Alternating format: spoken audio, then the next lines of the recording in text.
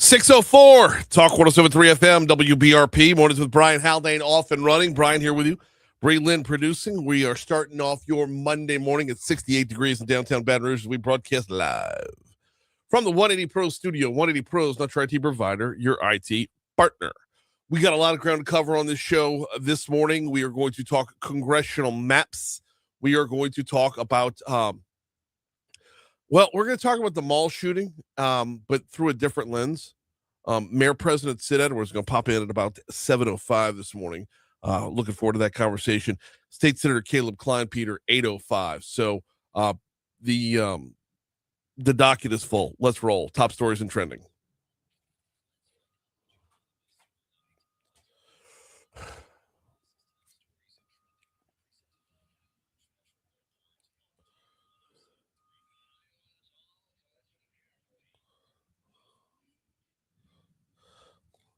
Starts us off on CBS last night. The second story of the evening. The first one was about Iran and Israel, and good interview between Major Garrett and Benjamin Netanyahu. But Louisiana's redistricting battle was the story on 60 Minutes on Sunday night. We'll talk about this a little bit more coming up at 6:25. But the long and the short of it is we are one of a handful of states that is making news because of our redistricting battles. And not from nothing, but the governor did really, really well. LSU's golf course is now closed to the public. It closed up on Saturday. Following the closure, crews will remove equipment and prep the property for June 30th, when the course will officially shut down operations. East Baton Rouge Sheriff's Office arrested a man accused of raping a 12-year-old girl on Sunday after allegedly communicating with the child through Snapchat. According to arrest records, 32-year-old Lamarcus Harry of Slidell was arrested after detectives discovered Snapchat conversations between he and the child on the child's device. Our news partners at WBRZ have the full story if you really want your blood to boil. Southern University is planning to expand its housing options with a new $43 million residence hall for freshmen and sophomores approved by the Board of Regents back in April. The dorm will feature four stories with room for about 500 beds, study rooms, common spaces on each floor, and dining facilities. There's a second phase with more apartment-like dorms later on. East Baton Rouge has the highest early voter turnout in Louisiana for the upcoming May 16th election. 31,575 early voters out of the roughly 250,000 votes that were cast statewide. That is up 3% from the presidential primary back in 2024. Yeah. Well, 1 out of 17 Americans evacuated from the cruise ship MV Honduras after being exposed to the hantavirus has tested positive for the disease, but is not showing any symptoms. Yeah. So, gross. I know. It just... we're doing this again where it's like everyone wants to report on every moment of every nanosecond of every day of every person who's ever been, anywhere near in contact with this, and then simultaneously say, but don't worry about it. It's like very true. It's 17 people, 1 out of 17 people. Well, okay. So if you were to do the math on that, let's see. If it's 1 out of 17, then what do we got? 350 million people in the country? All right. So let's divide that by 17. That means 20 million people in America could be projected to have that virus. But don't because worry. If 1 out of every 17 has it. Right. But it doesn't spread the way COVID did. All over my feed. People are still talking about how we're going to shut down again. No, my favorite is the 6-year conspiracy. Every 6 years, there's a different, like, swine flu. Just every 6 years, there's a different disease out there that's meant to, cull the population. Yeah. Because they, the Pentaverate, the Illuminati, whatever. Like, it's the Illuminati. Every 6 years, they're out to cull the population. Oh, gosh. All right. President Trump says Iran's response to the U.S. ceasefire proposal is totally unacceptable. Yeah, because unless they get rid of nuclear, this is pretty cut and dry here. You will not have a nuclear weapon. Gosh. Yeah. Well, And here's what I can't deliver his response through Pakistani mediators, but President Trump said not good enough, totally unacceptable. Now he's going to be on his way to visit China pretty soon. This was a big story on. Why am I brain farting on the show that comes on directly before us? America in the Morning. Okay. Wow, that was tough. This was their lead story this morning, and China is the biggest exporter of Iranian oil. So president's about to go visit China. We're jamming up the Chinese economy by having the Strait of Hormuz jammed up. So everybody's jamming up everybody. Right. Yeah. California's Golden State Start initiative will provide 400 free newborn diapers to parents ages 65. No, excuse me, totally wrong. California's Golden State Start initiative will provide 400 free newborn diapers to parents at 65 to 75 hospitals, serving low-income families reaching about 100,000 babies in the first year. Let's go. Let's really throw off what the price of diapers is supposed to be by injecting the government into it. I mean, have you ever paid for an aspirin in a hospital? It's not what you pay for an aspirin at a Walgreens. Correct. So if the government's picking up the tab, then you know the price is going to get altered. Oh, gosh. When you have the government put their influence on markets, this is economics. When the government puts nothing, the price of it, nothing goes down when the government in steps in to buy it. Oh, but it's free, but it's not free. No, it's not. Somebody's free. paying the Pampers. I don't know if they're Pampers or Huggies. I don't know what brand they're using there. That's another question, right? Which diaper company gets to be picked to be the winner here? Correct. I'll tell you this. I haven't picked up a diaper in forever at the big box store, but when I was buying diapers, it was expensive then. So I don't even want to know what it costs now. No, I know. And for the families that are receiving these, it's going to be great for them. But don't think this is without some kind of back. Every action has an opposite and equal reaction. We were taught that in physics class, but we should have been taught that in economics class. Gosh. Yeah. Gross. By the way, if you know anybody having kids, don't get them anything but diapers. Just whatever. Please. Yeah. You the cute onesie you want to buy them, don't. They have aunts and uncles that are buying them onesies. Buy them diapers. Buy your friends diapers. Every size. Yes, and if you need to round up, because the kid's going to grow. That's what I told everybody. I said, don't buy me newborns. Buy me size 3, size 4. Yeah. I'm not that far removed from that life, you know. James, just like it was yesterday. We're about we're 2 weeks from James turning 10. Right. So it's a good minute, but man, look, we'll find space for him. We'll put him somewhere. And we're not hosting dinner parties. We'll put them on the dining room table. I don't care. People, we have to move them out the way for us to eat. You know what? Are those throw pillows? No, those are just diapers in a pillowcase. We got sports coming up in just a minute. Got to remind you about 180 Pros. 180pros.com is the website. Not your IT provider, your IT partner. What's the difference there? Well, the difference is all the difference. The difference is when you call, are they answering? Or are you getting some kind of automated menu? The difference is when you call, are you getting response? With 180 Pros, you're getting a guaranteed same-day response time, provided you call within business hours. I mean, if you're calling them at 6 o'clock looking for, 6 o'clock, you might even still get in then. But like 8, 9 o'clock at night, they'll get to you first thing in the morning. It's a matter of being responsive and having a relationship, having someone you can talk to. 225-330-2200 is the phone number. 225, that means local. 330-2200. They're right here on Sherwood Forest Boulevard in Baton Rouge. It's 180 Pros.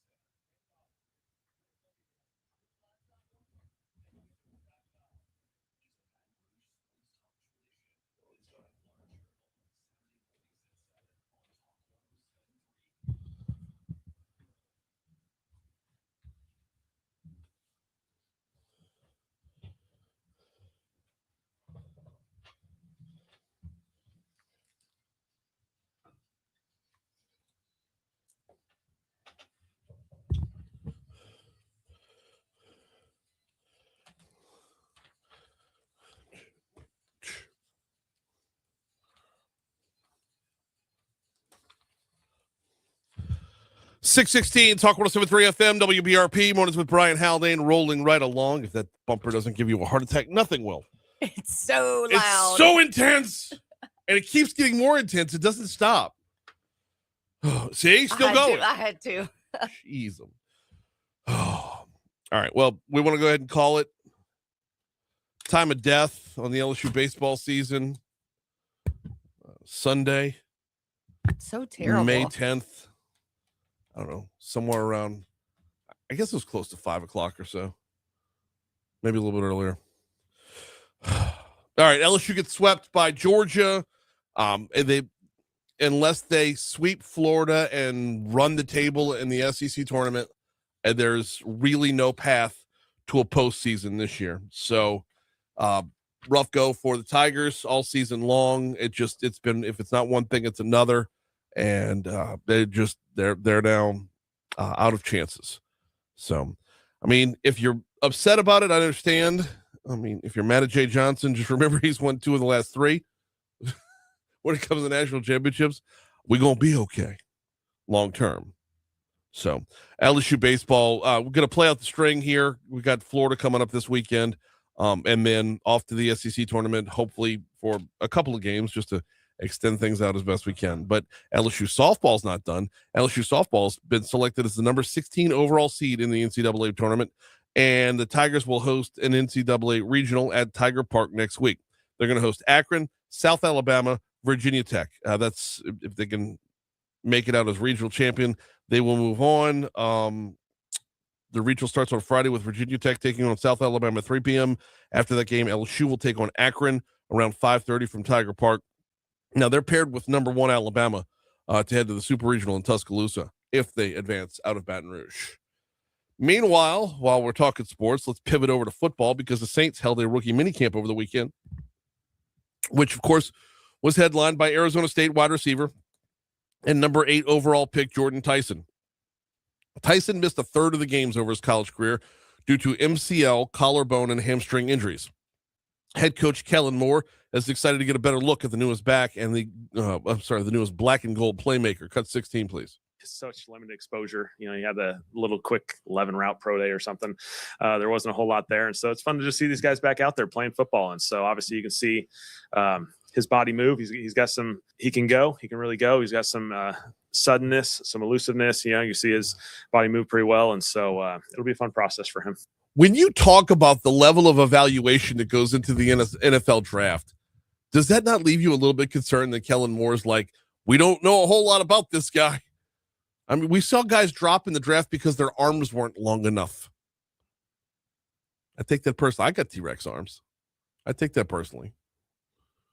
By the way, while we're talking about wide receivers, LSU's Barrion Brown was picked up in the 6th round by the Saints.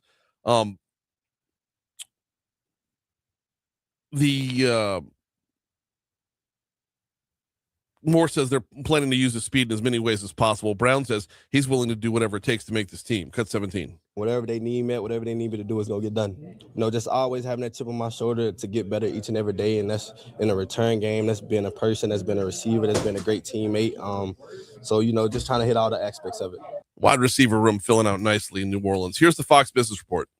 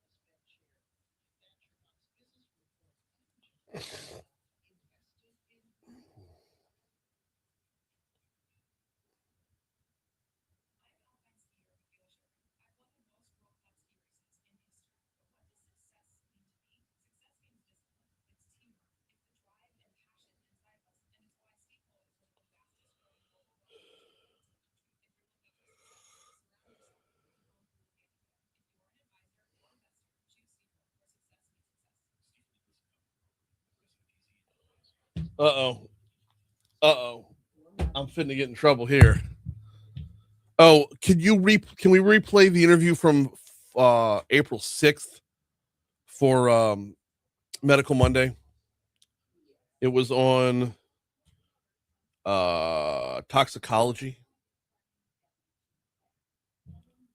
And let me know how long it is so I'll know how long I have with Coach in the segment before it. Spring is upon us. Dr. Taylor Sanders, medical director of the FMOL Center and the capital city's only medical toxicologist. 1347. Shit. Okay. Did not need that to run long. All right.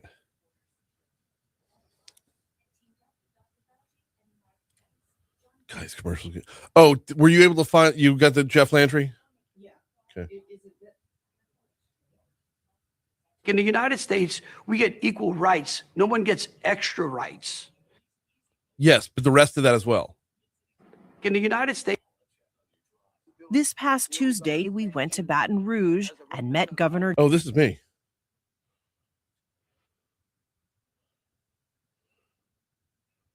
All right, heading back to the traffic center. Here's what we got going on, starting off our Monday morning. You got your normal volume around Denham Springs, 12 westbound coming in around Range Avenue. You're going to be slow going till you hit the river, and then it picks back up again. After that, we're smooth sailing on the interstates this morning as far as I could see. Backing out a little bit further, 12 westbound looks good after the Amite River. 10 westbound looks good coming in from Ascension. 10 eastbound looks good coming back across from West Baton Rouge Parish. Your and I-110, of course, is wide open as well to start the morning. It's just a slow start to the morning.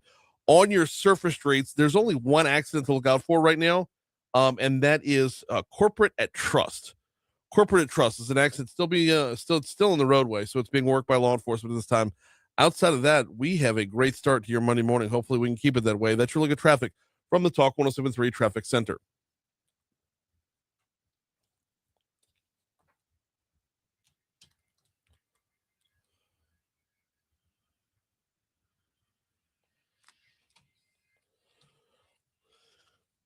Mm-hmm.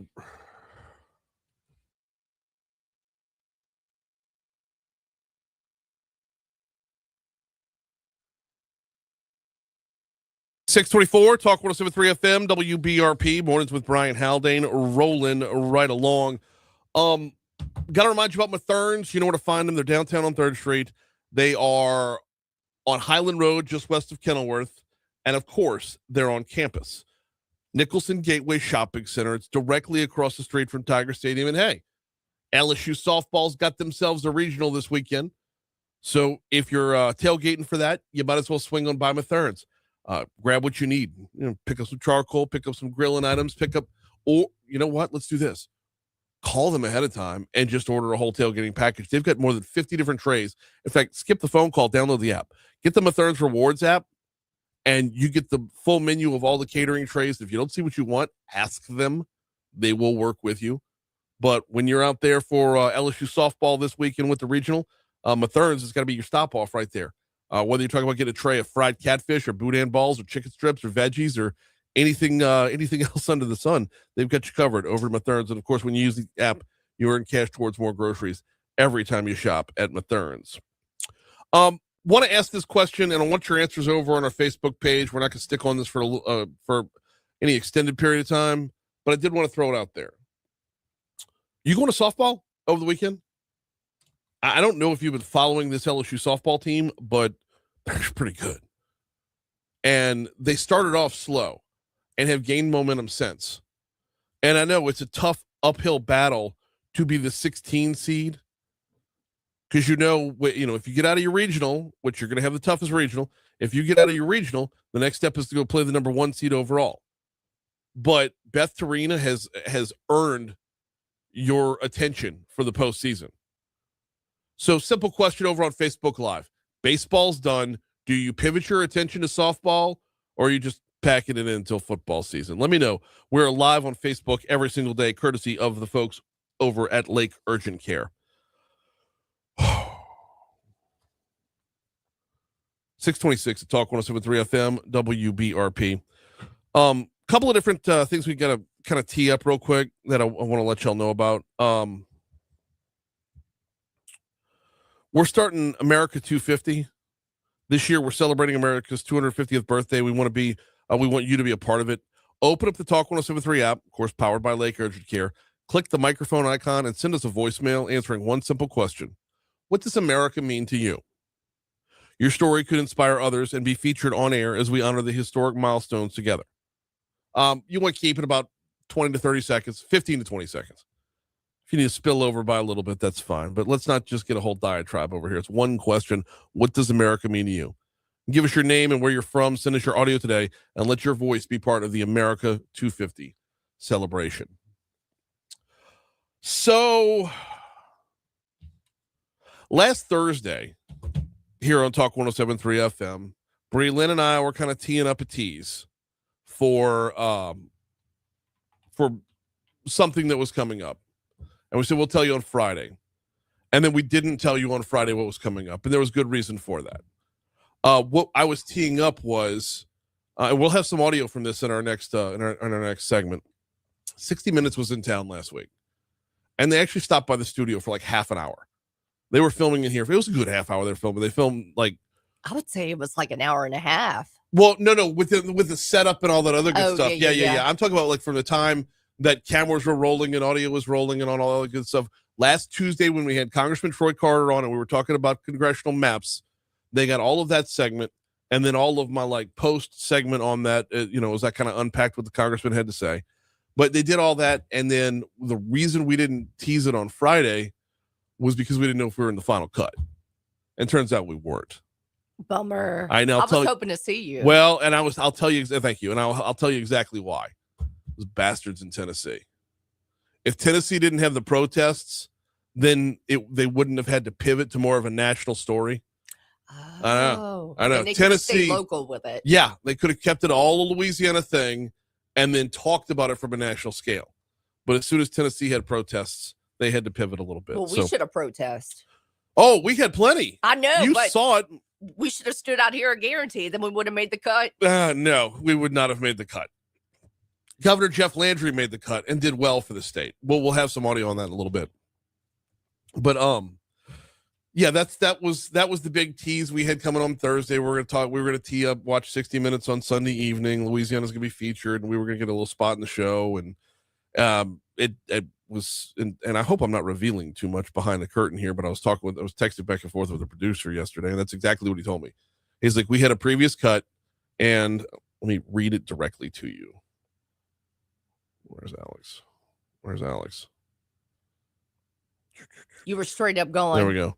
Why did I not we make had the cut? We had a whole sequence in our cut earlier in the week with your show in it, but then had to trim to fit the protests. Oh, I know. So if you didn't already hate Tennessee, there's another reason to, right there. So the governor did well. Governor Jeff Landry, they had a nice long interview with him with a number of cuts, and you never know how that's going to go, right? You never know for certain when left up to somebody else's editing how you're going to sound. Got to tell you, the governor came off pretty even keeled, and pretty sound in his reasoning when talking about new congressional maps. So tell you what, let's do. Let's hit news. Let's hit traffic. Let's hit weather. When we come back in, we'll have a little bit of that audio. One decent clip that I wanted to follow up on, and then we'll talk about new maps as well. That's next, right here on Talk 107.3 FM. Here's ABC News.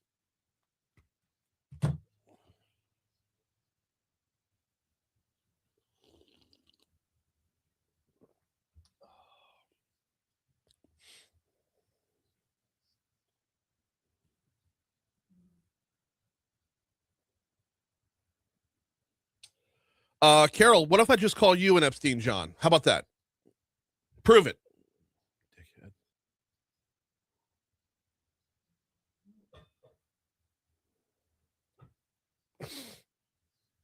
I have the same level of proof that you're on the Epstein list as you have that they are.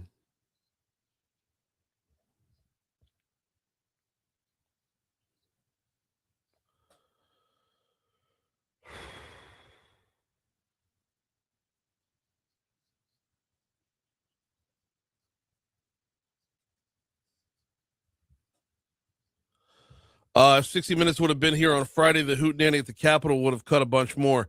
So I thought they caught a bunch of stuff at the Capitol.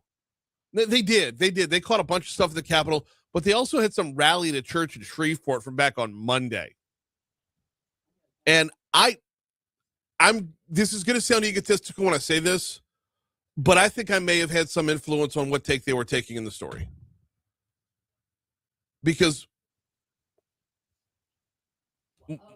when you spell out, look at the map. Please look at the map. And when you say you're going to go across 3 different metro areas to skim for African Americans, you're just picking and choosing based off of the color of the skin and nothing else to do. And then I spelled out why I believe that Congressman Carter's district is not gerrymandered. You have 2 metropolitan areas there with a common interest in the river. So Debbie says I try to follow all LSU sports. Thank you, Debbie, for actually answering the question.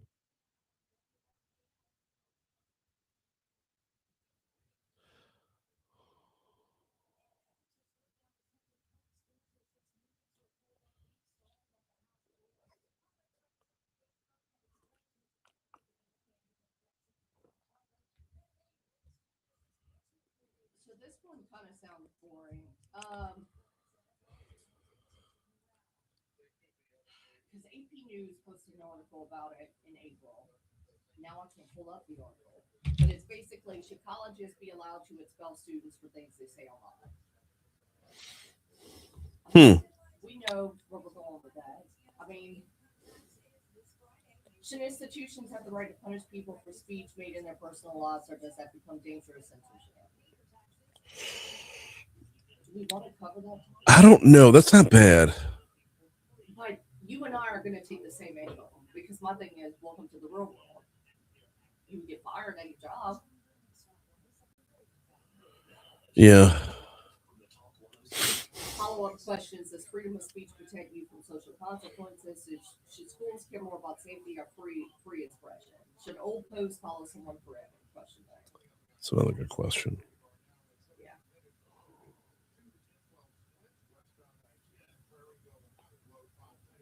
Should old posts follow someone forever? That's a topic in itself. Yeah.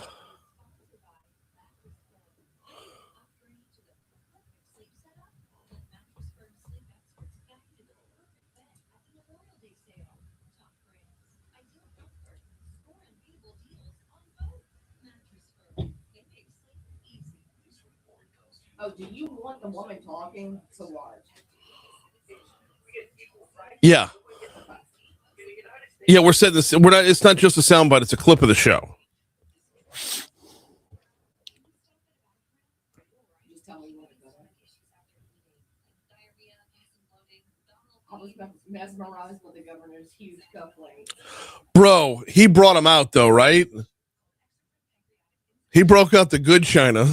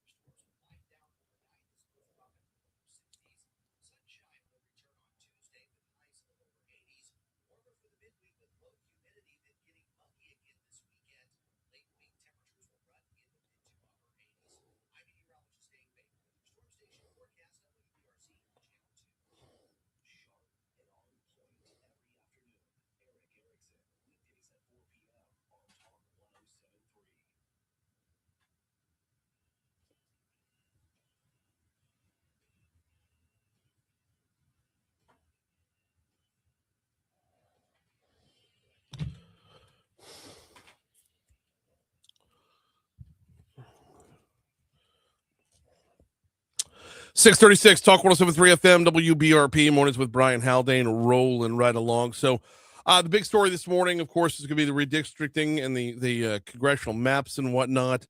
We've got some audio for you, courtesy of our friends over, our news partners over there at Louisiana Radio Network. We'll get to that in just a minute. Want to start, though, with the governor's appearance on 60 Minutes last night.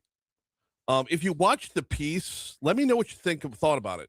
If you saw the piece, what were your takeaways? My takeaway is probably going to be pretty predictable because I am a Republican. I thought the governor looked great and Cleo Fields did not. Like, that's just plain and simple. I think Cleo Fields could have done a lot better for himself last night. But it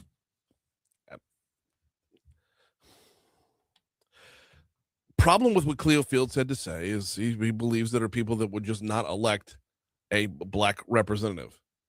And that's hard to, I mean, when you look at it, our history in the state, we've had 4 representatives from Louisiana who are African American.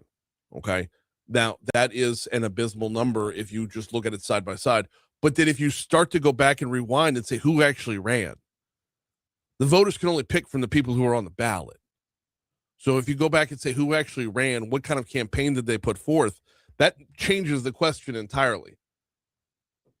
It's like when you hear the argument about not enough minority-owned companies get city contracts. Well, how many minority-owned companies are bidding for them? Do we know what the problem is yet before we start solving the problem? Anyway, here's just a sampling of what the how the governor sounded last night on 60 Minutes. In the United States, we get equal rights. No one gets extra rights. This past Tuesday, we went to Baton Rouge and met Governor Jeff Landry at the governor's mansion. A close ally of President Trump, he dominates Louisiana politics. The colorful, conservative Cajun was the state's attorney general before winning the top job in 2023. You cannot say that we are all created equal and that states must treat everyone equal under the law and then allow a law to sort people based upon race. Following the Supreme Court decision, Governor Landry declared a state of emergency and abruptly suspended congressional House primaries right as voting was starting, ordering a do-over at a future date, leaving voters dazed and confused. You declared a state of emergency. What exactly is the emergency? We've got the highest court of the land says the map that you have is unconstitutional, so we don't have a map under which our voters can vote on. This country has held elections during the Civil War, during 2 world wars. Elections still went on. We're going to have an election, and we're actually going to have an election on election day. But voting was already happening. As we sit here right now, more than 45,000 ballots have been returned. What happens to those? Oh, those ballots are discarded, and those voters will vote again in November. You say that like it's not a big deal. Well, it's not a big deal. It's not my fault. Go if anybody has a grievance, take it to the United States Supreme Court. I can't find what I disagree with there. Now, I will say this, to give both sides of the equation, when we had Congressman Carter on last Tuesday, he mentioned the Purcell Principle. The Purcell Principle is a U.S. Supreme Court doctrine that says federal courts should not change state voting laws or election rules close to an election. So the Purcell Principle kind of sets the table to tell the state to run an unconstitutional election. I don't know that I agree with that either. I understand the Purcell Principle and the way Congressman Carter explained it. We did this in 2022 when we didn't change the maps the first time to adopt an unconstitutional map. We kept the map that we had with Garrett Graves in it. So Congressman Carter believes we did it right last time and wrong this time. Governor Landry believes you cannot turn over an election for an unconstitutional district because you're going to have to overturn the election. So damned if you do, damned if you don't right there. And I understand. I get where he's coming from completely. And I will add to this that if you're on the outside looking in, if you're 60 Minutes, and by the way, shout out to 60 Minutes for a very balanced report. If you're 60 Minutes and you're on the outside looking in, there's no way to look at us in a vacuum without thinking of all the other states who are going out of their way to gerrymander something that hasn't been in the past.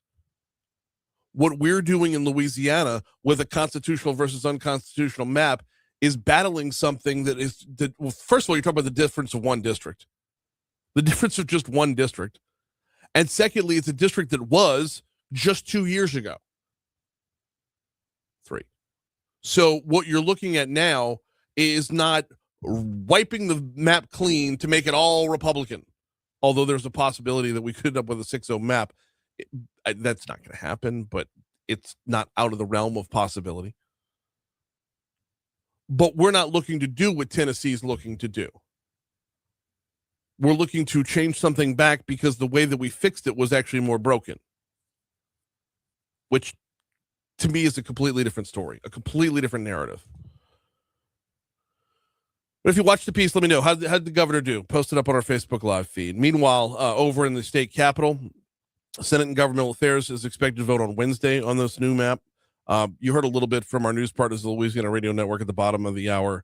The public hearing on Friday just went on forever, which, by the way, State Senator Caleb Klein, Peter, who heads that committee, is going to join us at 8:05 to talk about that just ongoing. Yes. Now you go ahead and hit the microphone and say the same thing that the last 10 people have said, please. West Monroe, Senator Jay Morris has proposed maps that would either reduce by one or eliminate both black majority congressional districts. He says the Supreme Court ruled case should not be the primary factor in drawing political lines. Cut 7. I don't know that we should care that much about race. Honestly, I think that's the whole point of the Calais decision is you're not supposed to use race in determining these maps. Yeah, that was part of the decision. But you can't just completely disqualify the Voting Rights Act of 65. Without, at some point, someone's going to have to look at the Voting Rights Act of 65 and say, was this right for the time or was this right in perpetuity? Are we not now facing a time where we don't need it anymore? And does the Voting Rights Act of 65 fly completely in the face of everything else that builds a congressional district? Morris was questioned by New Orleans Senator Gary Carter, who pointed out that Morris is behind several pieces of legislation that removes black people from political office. Cut 8. It's very racist to have legislation that eliminates Calvin Duncan, that eliminates the number of black judges in the city of New Orleans, that is now intended to reduce the number of congressional black leadership in the state of Louisiana. So that's not targeting black judges per se. That is targeting an area where New Orleans has a different court system than the rest of the state. And if judges were not elected officials, if judges were appointed like they are everywhere else, this would be completely moot. You're only able to call them an elected official because we don't appoint judges here. Meanwhile, Morris pushed back at the racism angle, saying racism was behind his legislation in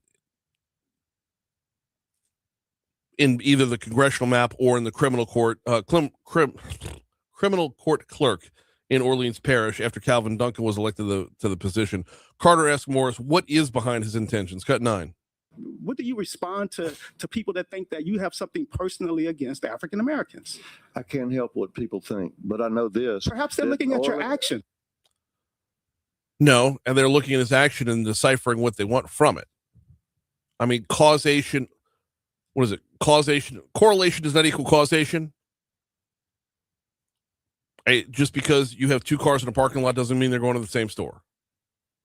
Eventually, Carter got upset, a little bit emotional as he continued to question Morris. Cut 10. Your work has eliminated the political power of numerous elected officials in the city of New Orleans. And so as the courts review it, I asked them to review your work. I'm not trying to make suggestions about your heart, but I will talk about your work. This is why we have Caleb Klein, Peter, coming on at 8:05 this morning. He had to call a quick pause, a quick recess to the committee meeting, and this was a lot of Friday. We need to take a pause as well. We're going to take a break, come back with Moral Dilemma Monday in just a little bit. We're talking free speech today and Moral Dilemma Monday, and how long should your words follow you? Before we take our break, though, I want to remind you about the Baton Rouge Metro Airport, flybtr.com, flybtr.com. Looking forward to the upcoming football season. Baton Rouge Metro Airport's got you covered. Delta has built out 5 direct flights for different opponents on LSU's schedule. Now, 2 of them are away games, 3 of them are home games. So if you're going to Kentucky, or if you're going to Knoxville to see LSU take on Tennessee, you fly out on Friday, you come home on Sunday. Same is true in reverse if you got friends coming in from Clemson, Alabama, or Texas. Or was it Texas A&M? It's Texas. If you got friends coming in for those games, flies in on Friday, flies out on Sunday. You can learn more at flybtr.com. Don't forget about that daily flight to Washington, D.C. Get your business done in our nation's capital and come home same night.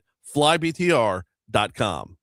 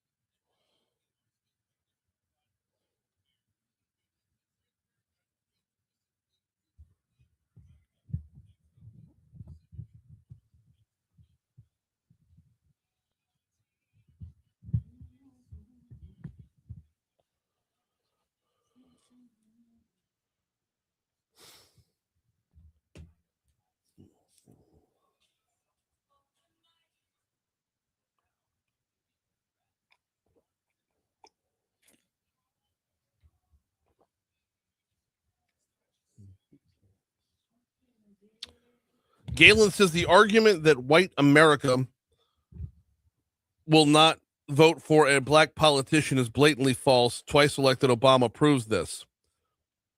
Their argument, though, is that the white America in the Southeast, specifically Louisiana, did not vote for Obama overall. So,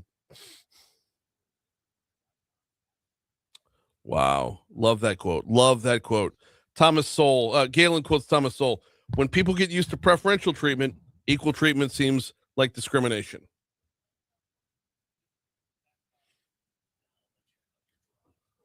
Which was the whole purpose of the civil rights movement, is whites were used to preferential treatment.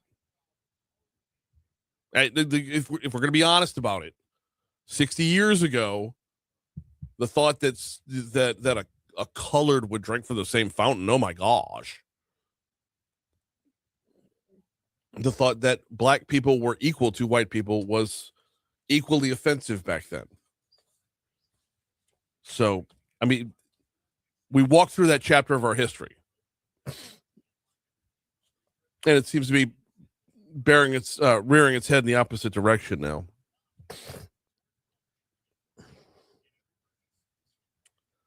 When you have Breland, you got LA department on here. What is that? Is that? It doesn't say what department. Because I tried to edit the asset and I couldn't open it up. Let me try again.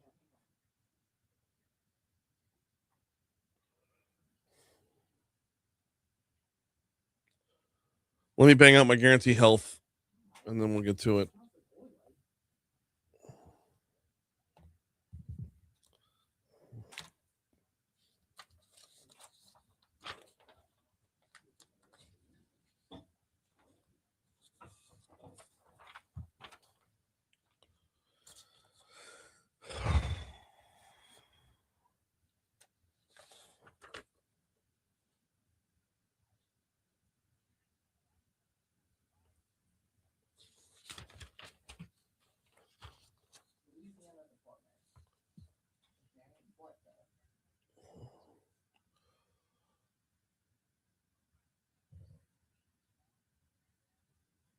Oh, I think it's probably education. I'll do it for education today, and then I'll find out after the show if I'm right.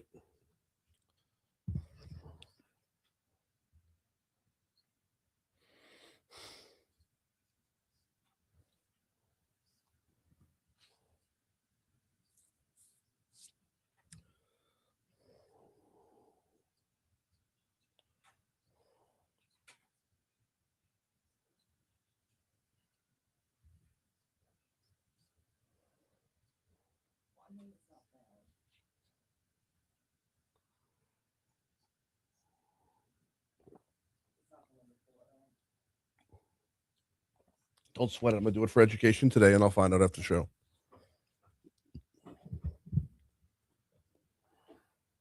Did you know this was coming down? I know I'm doing a remote from Department of Education in 2 weeks. It would make sense to do 2 weeks worth of promos for it. But I don't know for certain that that's what it is, because it also could be insurance. So...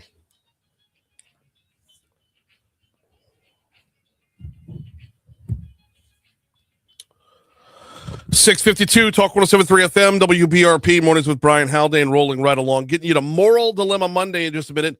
But I do need to remind you about Guarantee Health Solutions, bridging the gap between healthcare and hospitality. If you work in a medical office, let me get your attention for just a quick minute.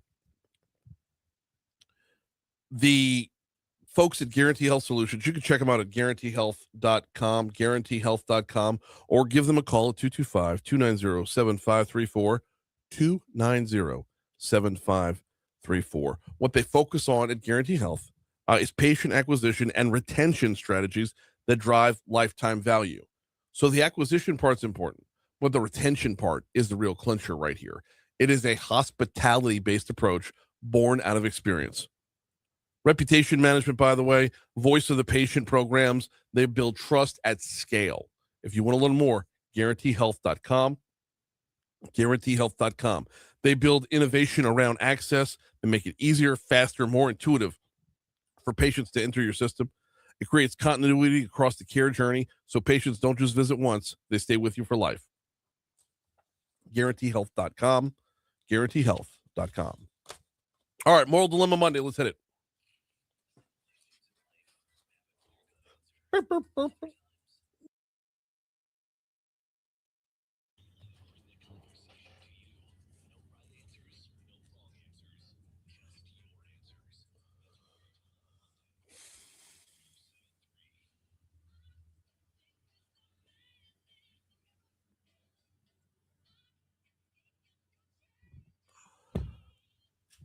All right, Bree Lynn, you're all over this one this week. Give us the setup. Give us the lowdown. All right. So here's the scenario. A student posts an offensive political rant online. The video goes viral. Employers complain. Protests erupt on campus, and the university expels them, saying the comments created an unsafe environment. Supporters call it accountability. Critics call it punishment for speech outside school grounds. Universities and employers have repeatedly faced backlash over students and employees, their online statements, and recent headline-making incidents. We see it all the time. Yes, we do. Yes, we do. So the question being, should you be expelled from, let's keep it to school and not work, because a privately owned company has a right to do, especially in Louisiana. Yep. Yeah. Right to work state. If I post something online that the bosses don't like, they have the right to let us go. But let's keep this to the educational realm, because it opens up a bigger question. First of all, was it public school? If it's private school, conversation's over with. You're gone. Correct. It's a private school. They have the right as the private school to do what they want. But when it's taxpayer dollars footing the bill, who gets to be the arbiter of what is and is not hate speech? That's a good angle. Right. Thank you. So if it's a public school, I can't get on board with an expulsion. I can't either. What was your initial take? So the thing is, I know what I was like as a kid. I had a mouth on me. I was very wordy. I would say things. I would start trouble, if anything. I hate to say it like that. And so that's probably why we're in the business we're in. Right. My initial take is I didn't even see it from your angle about public and private. Yeah. At first, I was like, okay, compared to the real world, you step into a real world with a job because you hinted on it, you're going to get let go. Yeah. All right, time to be a big kid here. Watch your mouth. Right. Yeah. Pull up your big boy pants. Yep. Because this is college now. Once you're 18 years old, you're grown up. Yep. Yes. I'm with you on that front. That was my initial take. And then you open up a whole nother angle. Because the first question I'm going to ask is, was someone directly threatened, or were the words just scary? That's true. That's true. I pulled up notable examples recently. So Purdue University expelled a student after racist TikTok posts and messages went viral. Okay. University of Florida expelled a law student over anti-Semitic social posts. Mm-hmm. More recently, Rutgers University faced backlash for canceling a graduation speaker over pro-Palestinian. You had a soft G instead of a hard G. Rutgers. You said Rutgers. Sorry, you were blowing and going. Sorry, keep going. Go. Faced backlash for canceling a graduation speaker over pro-Palestinian social posts, which reunited the broader debate about speech and institutional punishment. Mm-hmm. So we have seen it. We have seen it. Okay, so then my question becomes: did they threaten someone directly, right, or do you just find the word scary? Yep. Do you not like that level of volatility? Now, canceling a speaker is a different thing than ending a kid's future, right? If you're kicking a kid out of school, that's going to drastically change their timeline to get in the workforce, what they might be going to do in the workforce, what they were on the path of doing in the workforce. I mean, if you got a kid who, like, let's say is a finance major 3 years in, they got like 3 more semesters to go. They're in the home stretch right there. They're almost in the home stretch right there. They've been nothing but good grades the whole time, 2 or 3 extracurriculars to go along with it. And then says something that he doesn't like, says something that is construed as racist. That's a completely different story than saying, listen, as a speaker, you're a bit too volatile. Those are, to me, 2 different scenarios. But the one who got expelled for racist remarks, he's the one that's got to sit in class with people of every color. He's the one that's got to feel those eyes on the back of his neck from people of every color who, and I'm not, if you're saying something racist, I'm not just talking about African Americans are going to be mad at him. I'm talking about the white people who are going to be like, how dare you? You're setting us back. You're ruining this for the rest of us. Like the folks who are going to step up and say, no. But he's the one that's got to sit in class with that. And let's just say, because I highly doubt he's going to get accepted into a school right away. Let's just say he finally does. Whatever school he goes to. Yeah. He's going to have to walk on campus knowing this. Right. And he made headlines, potentially. Yeah. Yeah. Debbie says on Facebook Live, we'll keep the conversation going in the break. Debbie says, doesn't matter. All actions have consequences. See, I was with Debbie in the beginning. Yeah. Because I was like, you know what? In the real world, you can't get away with it. Don't do it in college. Right. But you open up a terrible Pandora's box when you could start eliminating futures based off of the whims of what you deem hateful. I know. And once again, going back to what we talked about, I know what I was like at 18 years old. Yeah. Come on. Yeah. Same, but you could probably say the same, Brian. Like we were kids at the time. Mm-hmm. What I do now at 35 years old ain't what I was doing at 18. Right. All right, let's keep the conversation going over on Facebook Live. We're Facebook Live, courtesy of Lake Urgent Care every single week. Moral Dilemma Monday coming to you, obviously, every Monday. Hour 2's next. I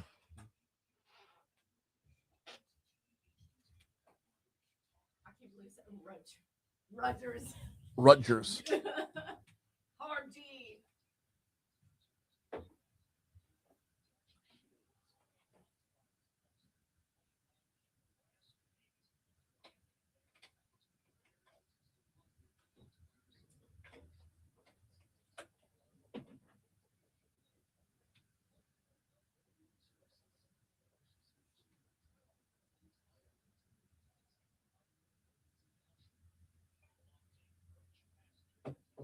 So, Rowdy Gaudet is coming on from LABI today instead of Will. Okay. We'll have Will on later in the week. He's talking about this Louisiana Civics B thing, and he's going to hit me with like middle school civics questions. I love it. So I'm going to film. Decent chance I'm going to look like an idiot today. I'm going to film it. Well, can you get his audio as well? Because he's going to the hotline. Oh, shit. Morning, Coach. I'll try. Let me think how I'm going to do that. We're good. Morning.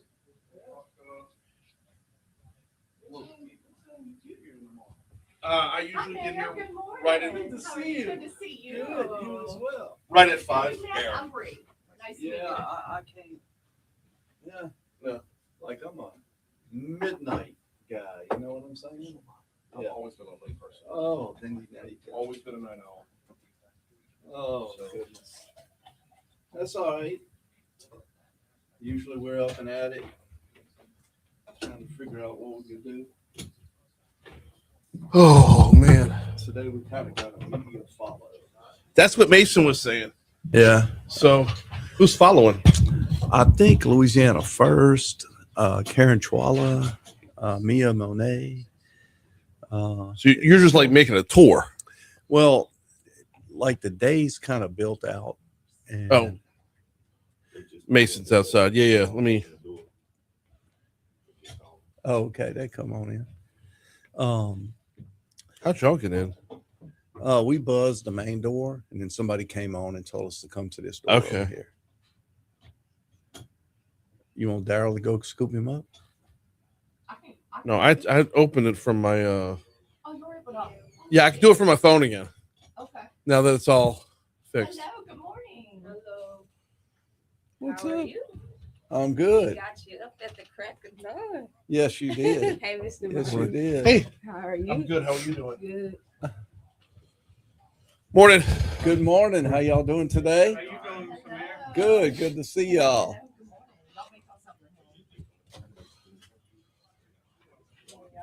So that would be the follow.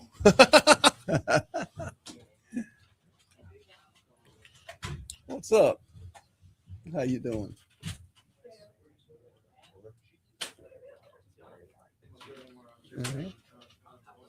Other than that, good morning. Hey, Brian.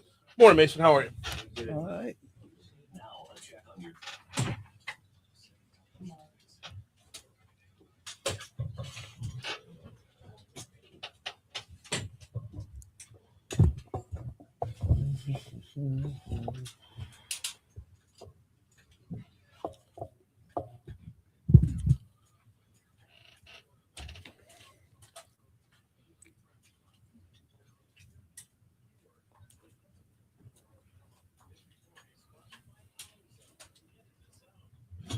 So we're gonna start with the police pay raise, Good deal. and then pivot over to less than 24 hours later. Yeah. The most horrific example of why we need the police pay raise. I got you. Oh, And then sure. Run that up your shirt there. Here we go. Let me get that out the way. That's my eyes. Yeah. The older we get, the more we need them. No doubt. How you doing this morning? We're good. You can sit that right there. if you really want to. Okay.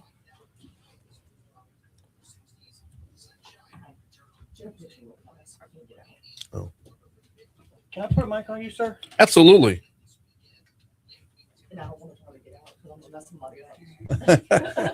Hey, you just rolled through it. Try to take it underneath your shirt here. That'll work.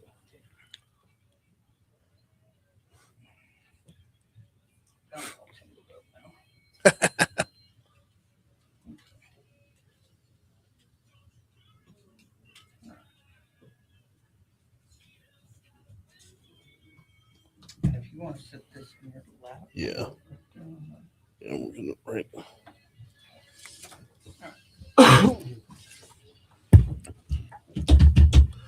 7:05. Whoop. There I am. 7:05. Talk 107.3 FM WBRP. Mornings with Brian Haldane, rolling right along. Hour 2 coming your way right now. Brian here with you. Breland producing. Starting off the 7 o'clock hour at 69 degrees in downtown Baton Rouge. Busy hour this hour. Oh, by the way, we're broadcasting live from the 180 Pros studio, not your IT provider, your IT partner. Busy hour this hour. We got Medical Monday coming up about 12 minutes from right now. Rowdy Gaudet from LABI is going to stop by at 7:35. And apparently, Breland, I'm taking a civics quiz this morning. I'm so ready for this. I'm Oh, going to be filming. It's going to be good. yeah, I have a feeling, hopefully I won't be embarrassed. But we're starting off the hour blowing out top stories and trending because we've got the mayor in studio. Mayor President Sid Edwards. Coach, how are you, sir? I am doing quite well, and yourself? Doing very well this morning. Glad to have you in here. You've covered a lot of ground in the last couple weeks, and I thought it was a good time to play a little catch up here. So appreciate you hopping in studio. Oh, my honor. A little more than what was it? Was it 2 weeks ago, 3 weeks ago? Right under 3. Right under 3. the Metro Council voted in favor of a police pay raise. This was a big win, not just for BRPD and not just for the people of Baton Rouge, but this was something you would push for. This is a big win for your office as well. It is, and the way I look at it, it's for those hardworking men and women in blue. First off, and for our community, it's the thing I touted. 100%. That this is a win for Baton Rouge, and I'm very grateful to the 9 council members who said yes. I thought it was a no-brainer, just for the overall well-being of our community. Well, and the ones who didn't say yes, they did not say no. I thought that was an important. It's nothing. Even if it's just a gesture, it was an important gesture. There are no ties in life. What they say, it's, a tie's like kissing your sister. Yep. Abstain. Yeah, exactly. We'll leave that there. They didn't take the L, as it were. But the police pay raise was important for a number of different reasons. Not to completely rehash all of it, but I mean, we were underpaid and understaffed. We're still understaffed, but we're not all the way there yet. This was a big chunk. Right. Yeah, we're severely understaffed. Mm-hmm. And what I have hope for, talking to Chief Morse and his brass up at BRPD, the response has been pretty good. I mean, the inquiries into coming here to be a Baton Rouge police officer are high. They're fielding a lot of calls, a lot of signups. So early things are trending that this is going to be a really good thing. Now, that being said, there's a whole lot of people that work for the city parish that are still waiting in line. Let's talk a little bit about timeline. Where, who's next in line? How far, how deep can we go? Because your office is going to great lengths to free up money in the budget, to find dollars. You've been through every couch cushion in the parish, for crying out loud. So where do we go next? Well, I'm excited. In about 48, 70 hours in front of the Metro Council, I am presenting a plan to give everyone else in the city parish a pay raise. That includes our DPW workers. We have some DPW workers making $10.25 an hour. That's a crime. Yeah. Our constable, our clerks, some folks in finance. So that one's kind of flown under the radar, but I introduced it 3 weeks ago at the same meeting that we passed a police pay raise, and it goes before our Metro Council this Wednesday to be voted on. I'm very hopeful. I'm excited, much needed. And I got to credit my finance team, Miss Angie Savoy and her crew. When you say digging into couch cushions, but also efficiencies in government, cutting wasteful spending, not doing this, not doing that, and being better stewards of our money, we're able to do this. Do we have it covered, though? Is it enough? It is. Okay. It is. No, as far as enough for how much the pay raise to cover everybody else. Yeah. Yes. Okay. Yes. We, through all the work, and look, this is something that was being worked on now 2 months ago, 8 weeks this week. It's not like we pushed this police thing and then hurried up and put something together or got pressured to put something together. Right. This is something that's been worked on for a couple of months, dotting I's and crossing the T's to make sure we can do it. Mayor President Sid Edwards is our guest, sitting in studio a little bit, recapping a little bit of the last month or so. Now, less than 24 hours after the Metro Council approved the pay raise, we got the most horrific example of why they were first in line for a raise. And I'm not trying to be flippant or no turn of phrase here. We saw an absolutely horrific scene at the Mall of Louisiana a couple weeks ago. You were on scene, I mean, almost immediately.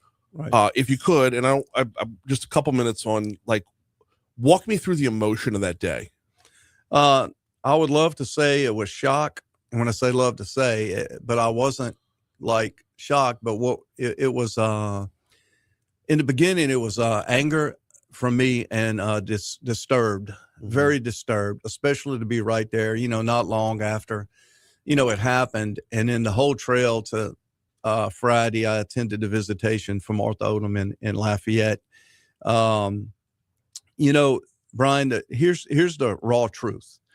That exact scene that played out at the Mall of Louisiana plays out weekly in Baton Rouge. It's just not in such a public space. what resident of East Baton Rouge Parish hasn't walked through the doors of the Mall of Louisiana? I'm willing to bet 98% over the years of people have been in that place. But this scene unplays in Baton Rouge and other places, you know, and then you get the deal. Hey, that's not supposed to happen here. And it's not supposed to happen there. So there's the reality, you know, as we're sitting, there's a chance tonight, Brian, that there's going to be a beef and two guys are going to randomly start shooting at each other somewhere. But usually it's outside in the open. But this happened to be in the mall, and I'm still deeply saddened by it. Saddened for the family of Martha, the other folks who were hit. You know, so yeah, that scene unto itself was a little surreal, of course, because you don't wake up in the morning expecting that, at least. No, you don't. And it's very easy to say, yeah, this happens in different pockets, different places in Baton Rouge. It's different when it's the Mall of Louisiana because it's a public place. But I would respond to that with, tell that to the family of Devin Page. That's right. There's no doubt. It's, you know, it becomes more no one is immune to violence. Nowhere in our community is immune to that. It could happen. But I also don't want Baton Rouge walking around, you know, with their head on a swivel. But it is a society and a time we're in where everybody is carrying guns, even the bad guys. Right. Well, you know, more often than not, it's especially the bad guys. And, you know,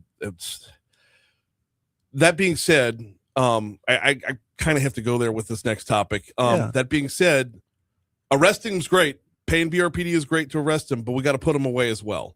That's right. Can you talk to me a little bit about what's going on with the lawsuit with District Attorney's Office? Because my perspective, and this looks from the outside in like we've got some grown-ups talking here. Like it's just there is the perception of it's a lawsuit, but at the same time, though, you've known Hiller a long time, right? So how much of this is a battle, and how much of this is a conversation? Well, it's not a nefarious thing. I have known Hiller a long time, and if I was Hiller Moore, I'd be suing too. So I get it. You know, I understand. He's fighting, much like any other department in city parish. He's fighting to get the funds he needs to move forward. Now we're working on that. We're working other angles. We're doing other things, and I understand what Hiller had to do. You know, still I gotta protect the parish overall. You know, I've got to look at same deal, you know, of when we were negotiating, you know, with the talks with St. George and everything else. But there are grown-ups in the room, you know, and we're going to figure that out. You know, we're going to whether a judge figures it out or Hiller and I figure it out, it's going to be figured out. I'm not going to ask you about details about the gap between there, because there is a significant gap between the both sides there. And, you know, having a gap is the basis point of negotiation. But I am going to ask you how open the line of communication is. It's wide open. Okay. I mean, Hiller and I would say at the worst weekly, if not twice a week. You know, we're dealing with other things as well. Of course. But when we're in there, we certainly discussed just recently as Thursday of last week, some ideas and thoughts about how to move some money and how, you know, what we could do to help him out. And we do help. Like if we get through the quarter and I see that our sales tax revenue, things are looking good, things are really good, we'll send money that way, much like what we would do for the public defender or the coroner or, you know, the city or whatever. Now that's going to bring us back up to the top of the page, and I'm already running long, so I appreciate you sticking with me through here. That's going to bring us back to the top of the page. Is you spent a good chunk of your first year in the office cleaning up all the books, making sure that the money is going in the right direction, being responsible stewards of the public's dollars, as you put it earlier. Are we done on that front, or is there more self-auditing to go? More self-auditing, more digging for efficiencies. I'm gonna be honest. I guess it's fair to say we've only just begun. Yeah. You know, there's a lot that we can do to get a lot more efficient. Yeah, we've spent a long time living off of federal emergency dollars, living off of disaster dollars. We've gone from hurricane to flood to hurricane to oil spill. I mean, that's a long time to be dependent on the federal government. It is. And, you know, I believe the number was 170 million in ARPA funds, which is, you know, now all gone. I mean, it was gone pretty much before I got here. I certainly don't want a natural disaster or another COVID, but if anybody out there has 170 million that, you just want to throw, we'd be glad. We could certainly use it in Baton Rouge. I mean, there's a million places I could take that, but all of them are detrimental to NIL. So I'll just shut up at that point. In the meanwhile, he is Mayor President Sid Edwards. I appreciate a couple minutes this morning. Hey, it's my honor. Always great to be here. Thank you so much. We got Medical Monday coming up next. Always too fast. Always too fast. Yeah. I mean, yes, as you know, when you're dealing with this, there's 8 million subjects. No, I know. I just want to below. Yeah. So, 60 Minutes was in studio last Tuesday. Yeah. We hit the cutting room floor. We didn't make the cut. Oh, come on. They sat down with the governor for an hour. And Monday coming up next. Whoop. Sorry. Thank you much. Thank you. So they went an hour. They went an hour with the governor, and they used a lot of it. Yeah. But I was talking with the governor's press secretary, Kate. Yeah. She's like, that was an hour. That's all they used. I'm like, are you kidding me? Yeah. That's 60 minutes, and like 7 of them were getting Yeah. So. I didn't see it. I saw clips. Yeah. I saw a little bit of the governor, a little bit of Senator, Congressman Fields, and, chopped up. Yeah. Well, I appreciate it, man. Always my pleasure. You need anything, let me know. We'll do. We're off and running. Thank you, man. Bye. Thank you. Have a good day. Let me know how that civics test goes. Yeah. I sure will. I'm so nervous.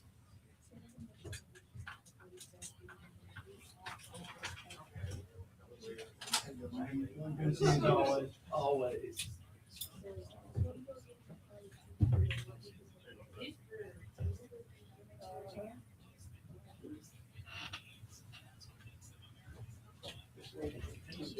I need you to carry all this.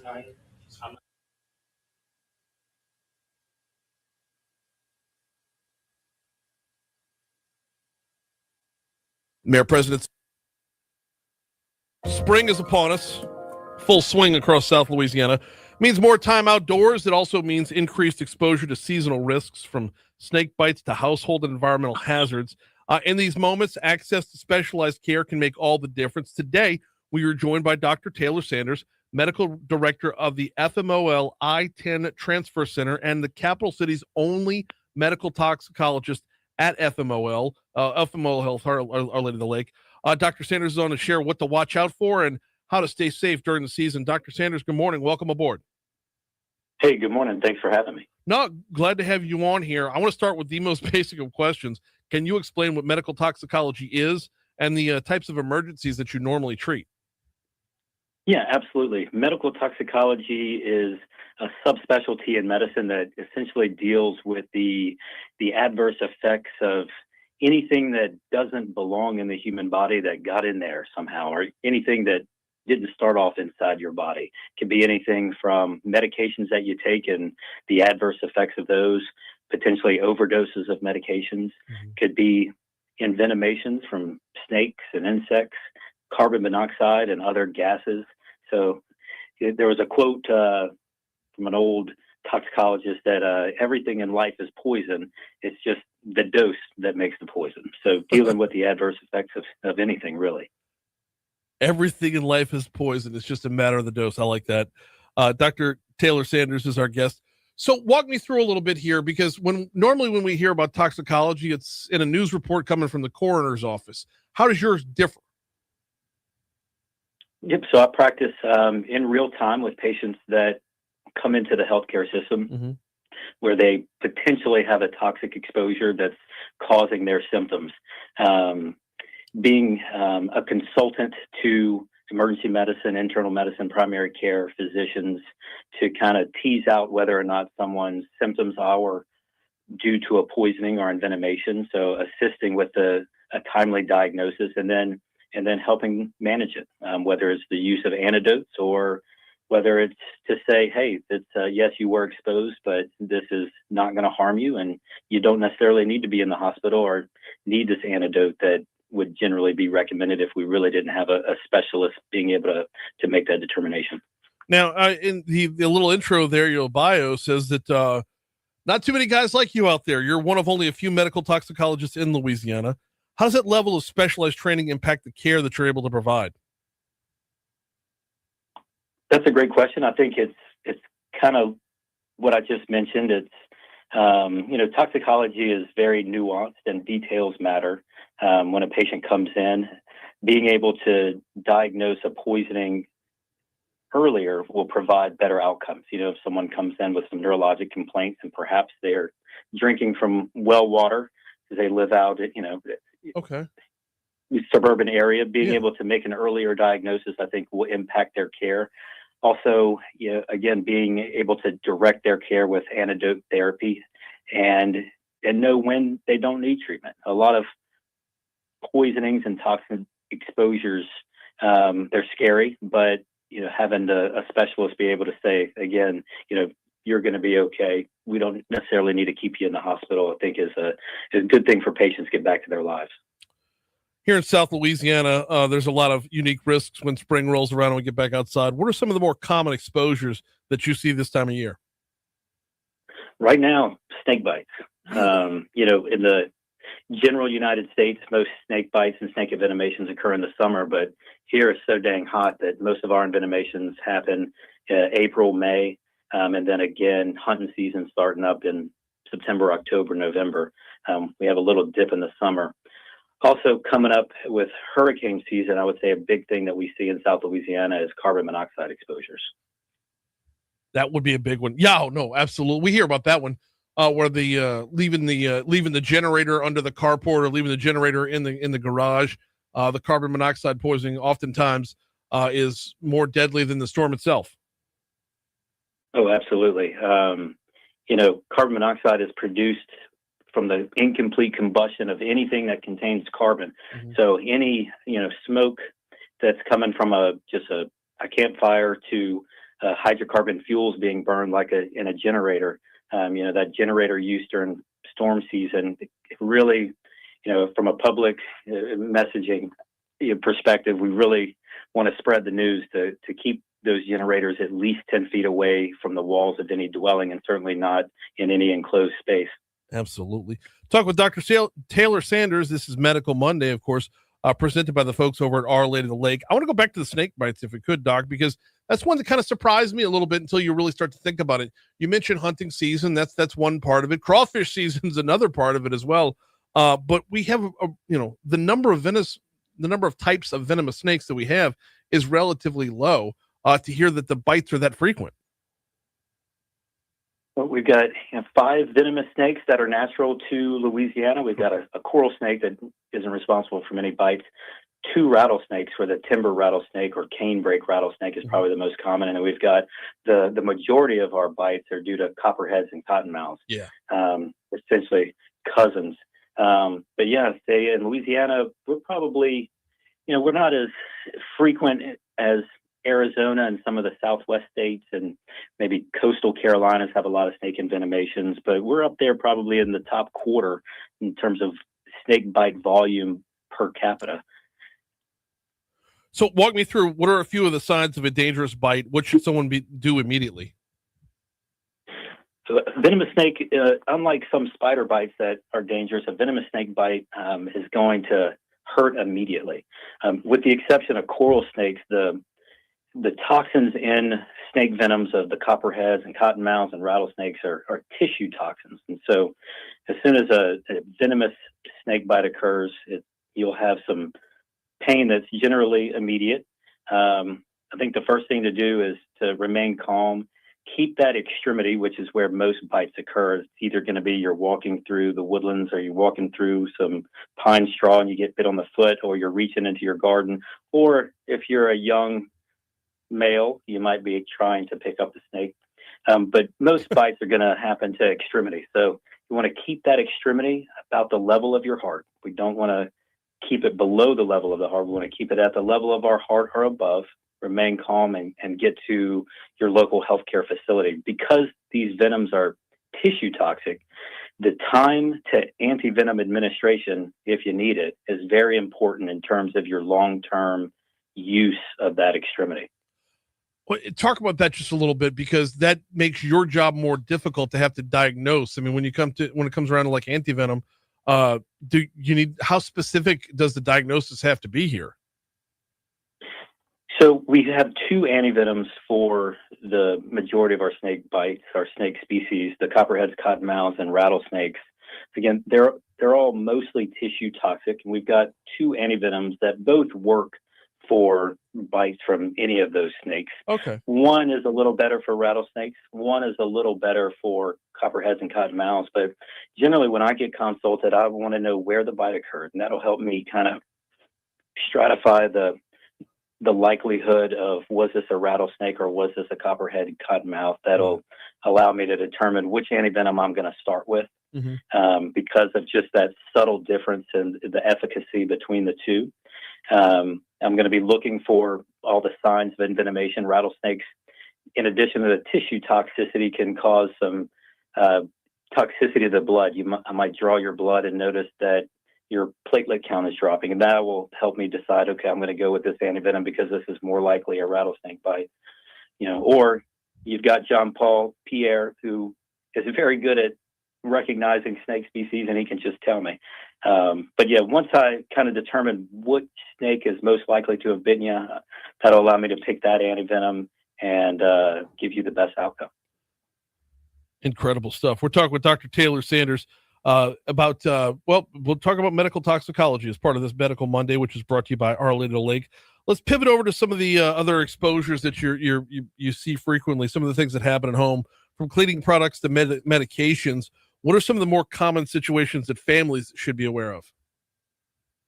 I think a big one is just making sure that, your home has a carbon monoxide detector. Carbon monoxide is colorless, odorless gas that you won't have any warning signs until it's potentially toxic. So that's a big thing. But I think just, a lot of people, I guess, don't realize that just because a medication per se is over the counter or is bought at a health food store, that it's safe. They may not recognize the dangers that they could have if a child gets into those. A big thing is gummies, THC gummies, CBD gummies. We're seeing, those being sold more frequently. The legalities are changing regarding those. Those look like candies to kids. Over-the-counter vitamins, including iron, look like candies to kids. A 2-year-old certainly won't know the difference, and the first thing they do when they grab something that looks like candy is they're going to put it in their mouth. And so pediatric exposures to over-the-counter or vitamin or gummy probably makes up about a quarter of the consults that I get. And sometimes those kids are pretty sick. So I would say, in addition to getting carbon monoxide detectors, try to keep those meds up, locked away, certainly not in lower level cabinets where kids can reach. I'm just curious, what are the repercussions from taking iron? That was kind of took me by surprise. About 20, 30 years ago, iron was responsible for the majority of pediatric deaths in kids who got into an over-the-counter medication. Wow. We don't see it as often as we used to, but it's a metal, iron, and when it gets into your GI tract, it causes a lot of mucosal irritation, a lot of vomiting. It can cause some gastrointestinal bleeding and a profound acidosis inside your body.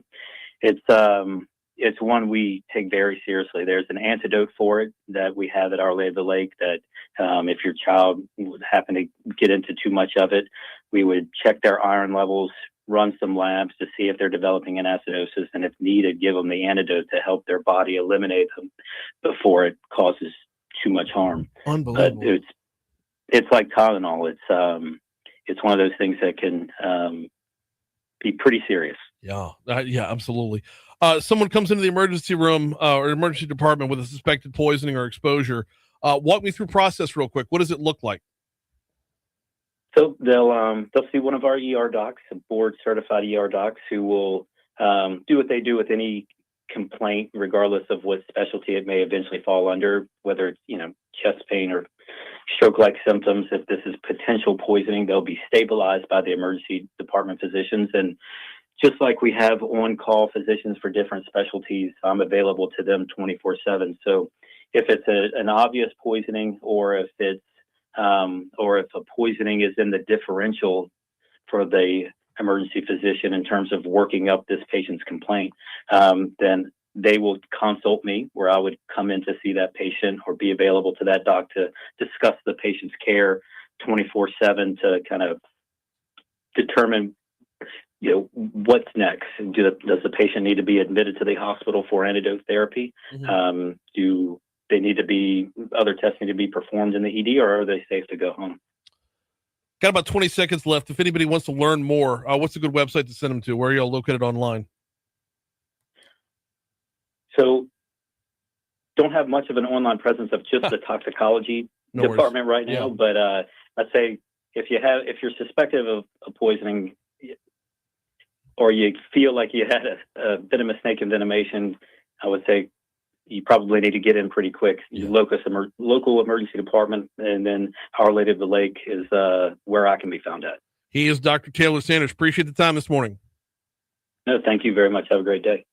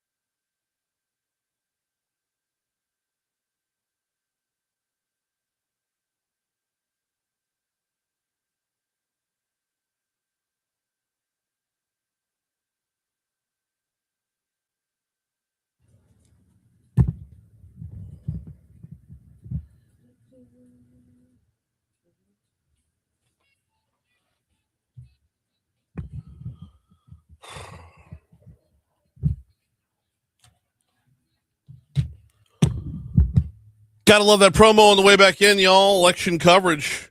We are getting ready for it. Closed primaries are here. Early voting ended on Saturday. Your vote decides who moves on when the polls close this Saturday at 8 p.m. Join me for live results and your reaction. Listen to Talk 107.3 FM or through the free Talk 107.3 app. Plus, watch us live on Facebook and the Talk 107.3 Baton Rouge YouTube channel. All powered by Lake Urgent Care. Award-winning coverage only on Talk 107.3 FM. We're actually in the works of putting down the guest list together. It's always hard to do that because you want to check in with winners, but you never know what their night's going to look like because election nights are chaotic.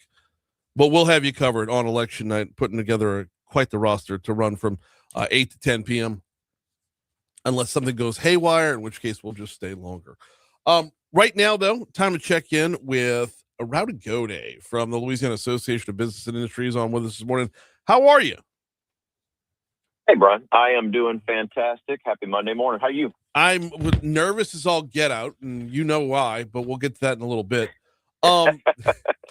We've got, as part of America 250, we've got a number of different things going on here in Louisiana, and as I understand that, the LABI, or the Louisiana Association of Business and Industry Foundation, is putting on the Louisiana State Civics Bee. Tell me all about this.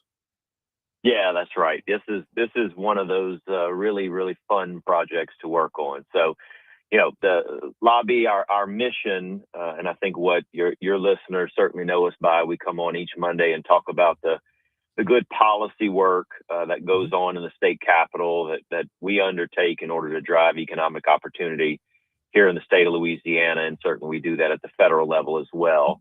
But we've also entered other spaces like workforce development. We're working with our member companies to get internships for high school students. We want to put these policies into action, and so we take it a step further and really try to implement these policies and work towards that.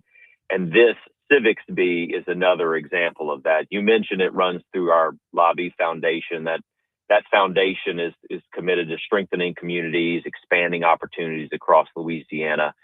And for us, that starts with preparing the next generation to lead. So the Civics Bee is a competition for middle school students. We were contacted a few months ago by the U.S. Chamber. The U.S. Chamber has run a Civics Bee in other states. This will be the first time it comes to Louisiana. LABI is excited to be the organization to bring it here to Louisiana.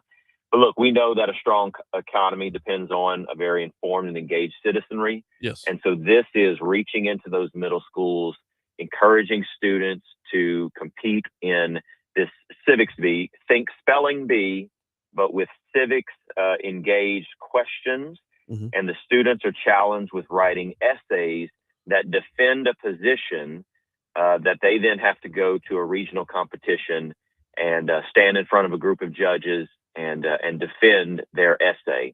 So we're challenging them, to develop critical thinking skills, communication skills, and certainly, if you're going to stand up in front of a group of judges and defend, you got to have those leadership skills to succeed in the workforce. So we're super excited about this one. Okay, so this goes a lot deeper than just asking some, random questions. This is the essay part of this sounds brutal. No doubt about it. You sort of teased at the beginning of this. I'm going to pose a few questions to you, but let me just say, these questions are not softball questions, and so these students were certainly challenged. We reached out. LABI reached out through our regional chamber partners to say, look, we are asking you to engage your school systems. See what students are, willing to take on this extracurricular work, prepare the same way you do, like I said, for a spelling bee, where you're studying up on civics education, you're writing these essays. They wrote 2 essays, you're preparing to defend them. So this is a lot of work for these students to come and compete. And let me carry it a step forward. So the students compete at the regional level. And if they advance there, then they move to the state competition. And that's what LABI is hosting in late June. We're actually going to hold it in Shreveport in partnership with our Shreveport Chamber friends up there. So the students from all over the state will go up to Shreveport, compete in the state competition. And the winner of our Louisiana state competition on June 27th will later this year advance to the National Civics Bee competition, and they get a chance to compete for a $100,000 college scholarship. So again, that's why we're really excited to bring this to Louisiana. It's a tremendous opportunity, even for those students who maybe don't advance to the national level, to compete at the state level. They do get some prizes if they win at the state level. We're excited about that, but it just is a really exciting way to bring civics education to our state. Talk with Rowdy Gaudet from the Louisiana Association of Business and Industry about the upcoming Civics Bee. Now, Rowdy, it says here 6th through 8th grade. I'm remembering back to my days, I took civics in 9th grade. So I know Dr. Brumley has put an emphasis on, making sure civics is a priority in our classrooms. Are our middle schoolers that dialed in? Well, I think you've seen that, and certainly, there has been a push in recent years to make sure students understand how civic engagement and leadership, and from LABI's perspective, how that intermingles with economic opportunity. So the answer is yes, we're seeing students learning these at a younger age. Mm-hmm. I posed a few of the Civics Bee questions to some of my kids. They're in that middle school range. And they impressed me. They did.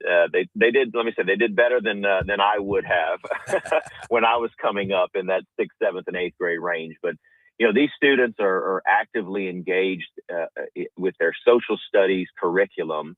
I'm really excited. Dr. Brumley has offered up for our state competition the head of their social studies department at the Louisiana Department of Education to come and be one of our judges. So we've got somebody who brings that knowledge and that skill set, like I said, to listen to these students defend their essays and pose questions back to them. They've got to be prepared to answer questions to defend their position. And so we're really excited about how this is, bringing these middle school students into the fold on this. I'm fired up about the essay portion of this because anybody can, memorize answers to anything, Mm-hmm. which I shouldn't say out loud right now because I'm probably going to embarrass myself in 3 minutes. But anybody can actually memorize things, but to defend it and to speak from the heart about the belief of it, that's more than just a recitation of facts. That's an understanding of where this nation was founded and is headed. Yeah, you're exactly right. We couldn't be more excited about it. We've got 6th, 7th, and 8th grade students. We've got 5 regions from across the state. Your friends over in St. Tammany Parish embrace this competition at their local level. They've held their competition a little earlier this month. We've got Jefferson Parish held theirs in late April. Mm-hmm. And then just this week, Bossier Parish and Minden in North Louisiana are going to hold theirs. I actually get to go up to Shreveport later this month when Shreveport holds their regional competition.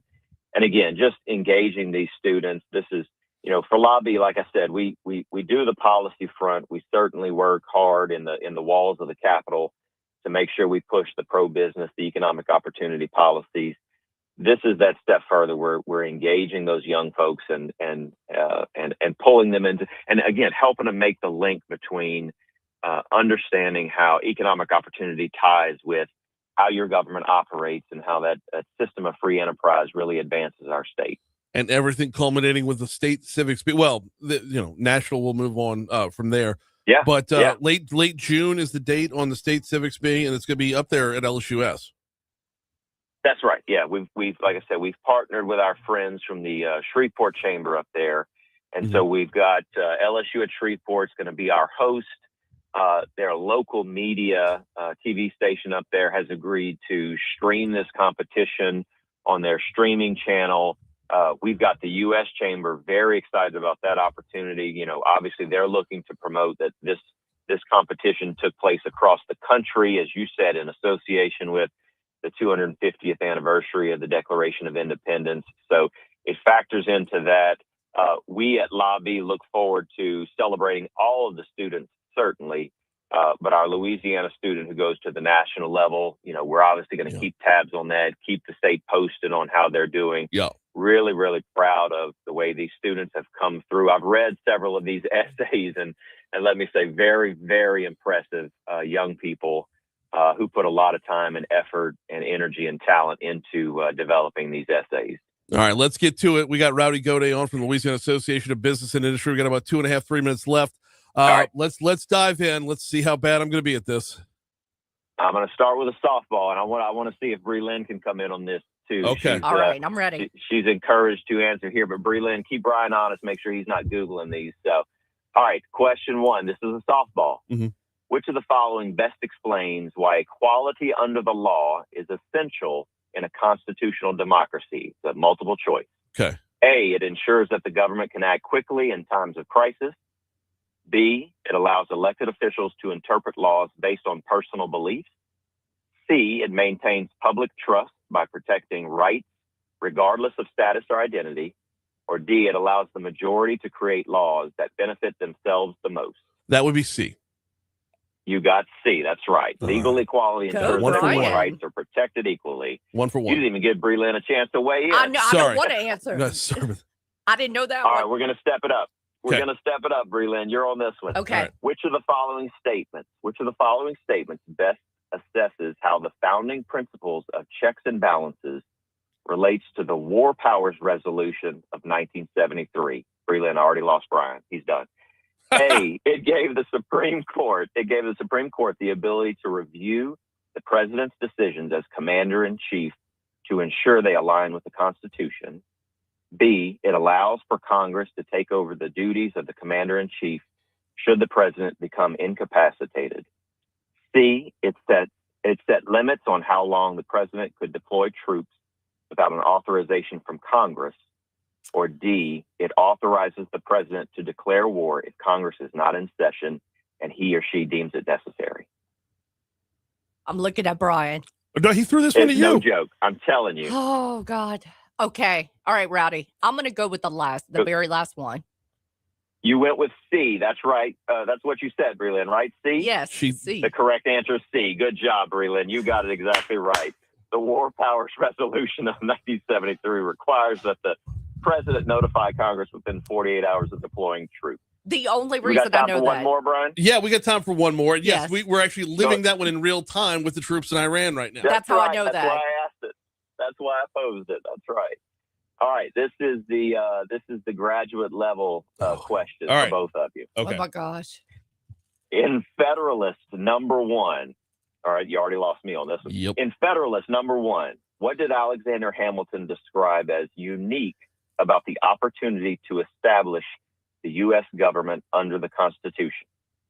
A, the government was being created out of deliberation and reflection, not by accident or force. B, factions could be canceled out in the new large republic. C, the constitutional government offered a combination of federal and national features. D, judicial review would be possible under a system of checks and balances. I'm thinking B. Federalist number 1. It's either A or D. C, and I went with the middle one. I think I'm gonna go with A. Brian Haldane, you advance to the next round of the Civics Bee competition. The correct answer is A. Hamilton emphasized that Americans had a rare chance to form a government through reflection and choice rather than by accident or force. I am very impressed, young man. I was able to take some of these questions on a call with a lot of folks from around the country, and I will not tell you how I scored. I am quite embarrassed. I thought this was going to be like order of succession type stuff or Bill of Rights type stuff. That was heavy. They get deep into it and ask a lot of these students. Like I said, this is not a cakewalk for these students. They are doing a lot to prepare for it. So we're very, very proud of them. We're excited that their families are going to be at the competition. We want to recognize these Louisiana students for sure. He is Rowdy Gaudet from Louisiana Association of Business and Industry. First of all, thank God for multiple choice, and thank you for hopping on board. That was fun, guys. Thank y'all very much. Brilliant, Likewise. good job. You win the day. I'm trying. Quick break. We got This Day in History next.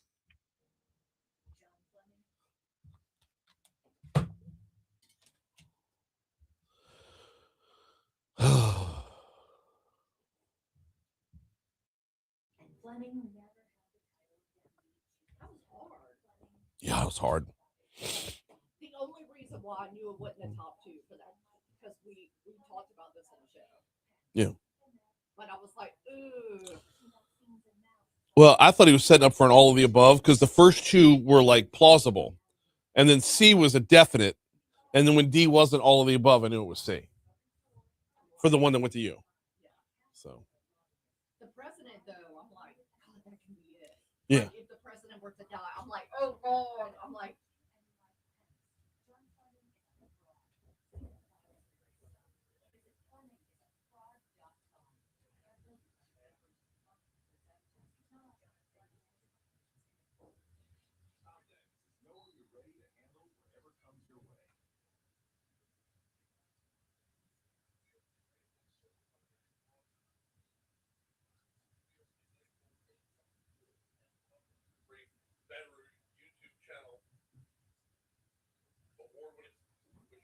We'll have you covered on unless something goes haywire. Right now, though, time to check in. Right now, time to check in with.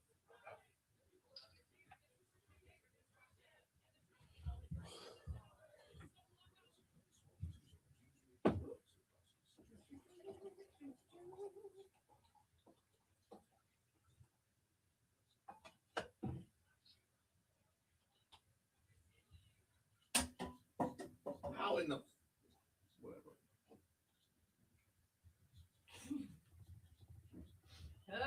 It hit all four sides.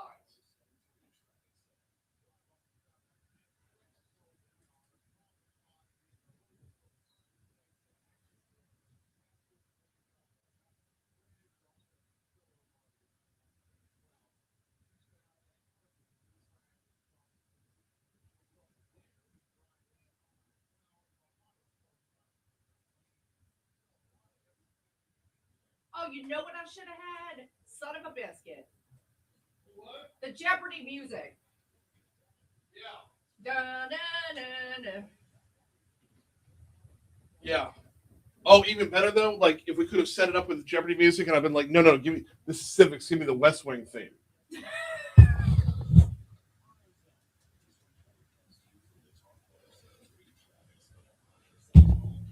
Oh, I should have thought of that. That would have been really good.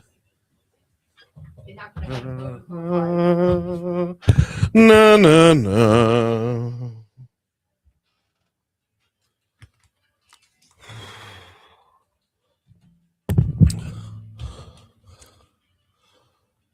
7:55, Talk 107.3 FM, WBRP, mornings with Brian Haldane rolling right along.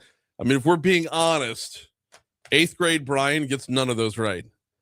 Shout out to all the 6th, 7th, and 8th graders who will be participating in this because that was legit. That's hard. That's college level material. Well, I took civics in 9th grade, and shout out Andrew B. Shack, my civics teacher.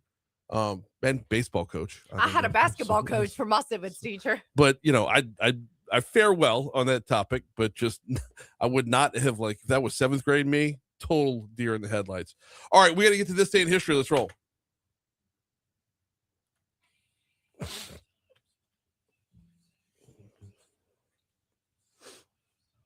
Bubba it back in time.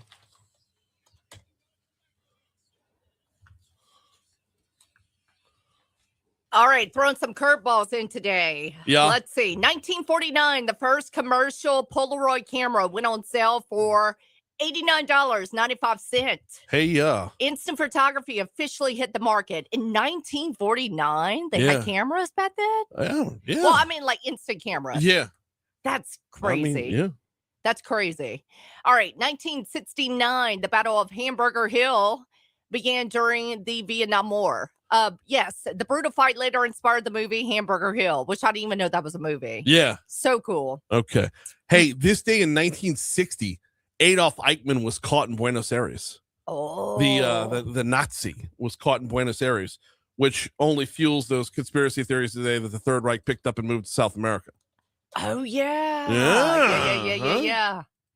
All right. In 1998, the final episode of Seinfeld Rehearsal Week drew massive crowds and national media coverage. All of that was ramping up before the finale aired 3 days later, but Seinfeld was trending. If you can go back in time, way back to the year 1998, the whole week was about Seinfeld. So 3 days from now will be the finale. Yes. Okay. Good. I've got a story. Yes. All right. In 2011, a giant dust storm shut down parts of Phoenix and became one of the first truly viral weather videos of the social media era. Okay.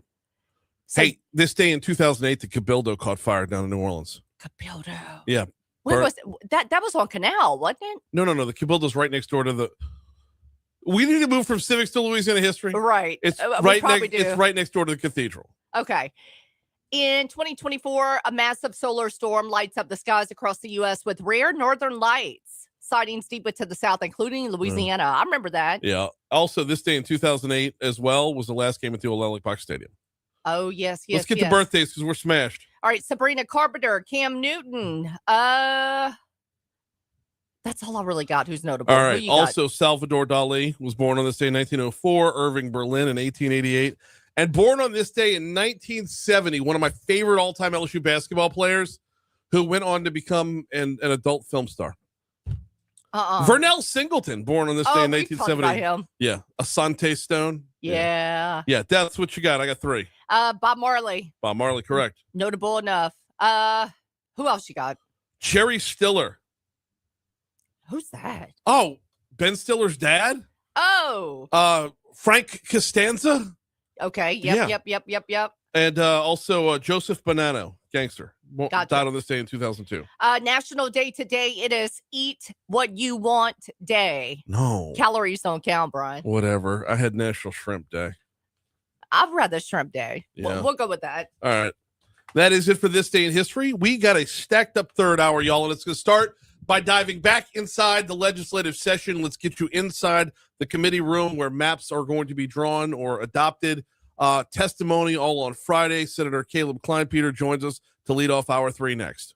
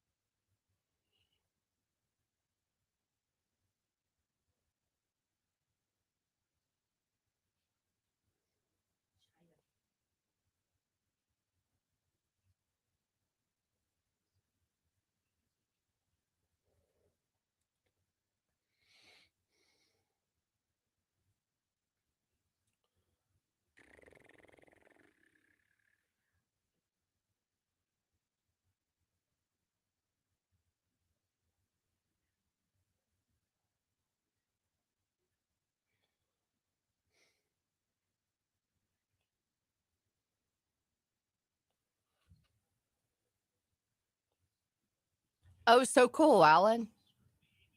30 years ago yesterday, Twister came out. Oh, so we're at the Abby and I were at the AAU basketball tournament in Jackson, Mississippi. And I'm scrolling through TikToks that I put on the TV just to have the TV on in the background. That I had it on mute and Twister was on. And Abby comes out of the bathroom after doing her little nightly routine or whatever. She goes, "Can I turn this up?" And I was like, "Yeah." She goes, "What is it?" I'm like, "It's Twister." And she turns it up and it was Twister in Spanish. Oh. Yeah.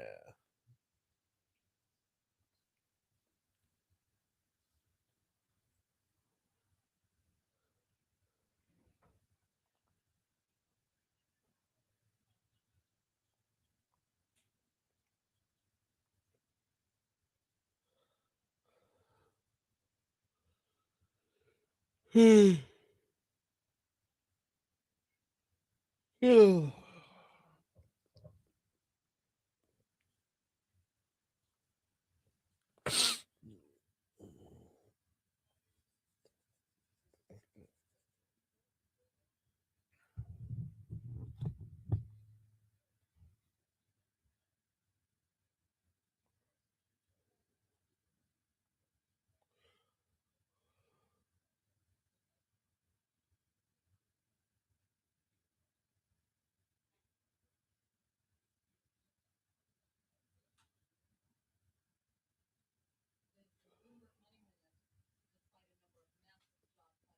So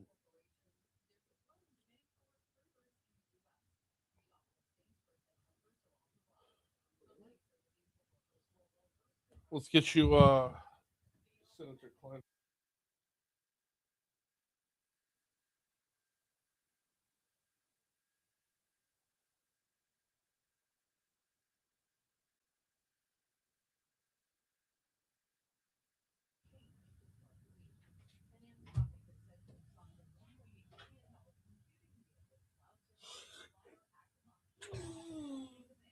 Oh.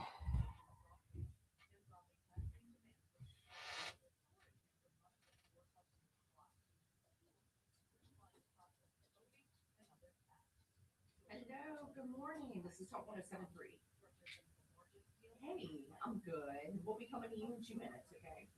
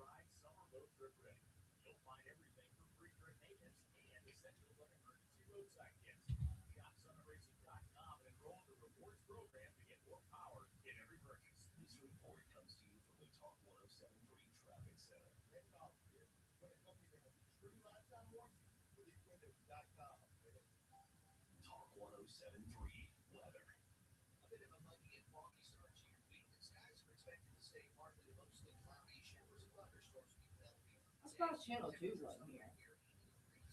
Yeah. Not me. They're going through some shit right now. Really? Yeah. I had a great off the record.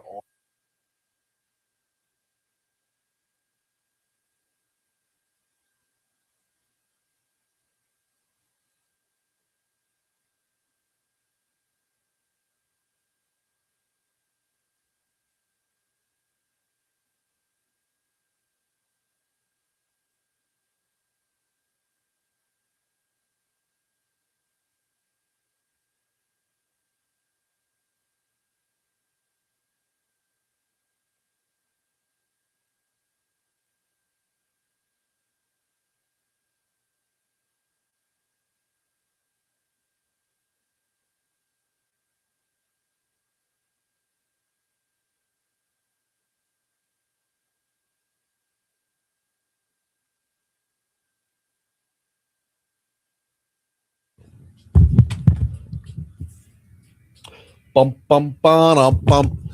806. Talk 107.3 FM, WBRP. Mornings with Brian Haldane, rolling right along. Diving right back in just a second. The hour 3 is coming your way right now, y'all. Brian here with you. Breland producing, broadcasting live from the 180 Pros studio. Is it time for your IT to do 180? Visit 180pros.com. Friday was a whole lot of discussion, a whole lot of testimony. Talk about congressional maps out at the state capitol. I'll get to State Senator Caleb Klein-Peter in exactly 60 seconds. I do need to remind you about Landmark Bank. LandmarkBankLA.com. When you have a local bank, you have a banker. Landmark Bank has been a local bank, been a community bank since 1897, and they got no plans to change in the way they do business.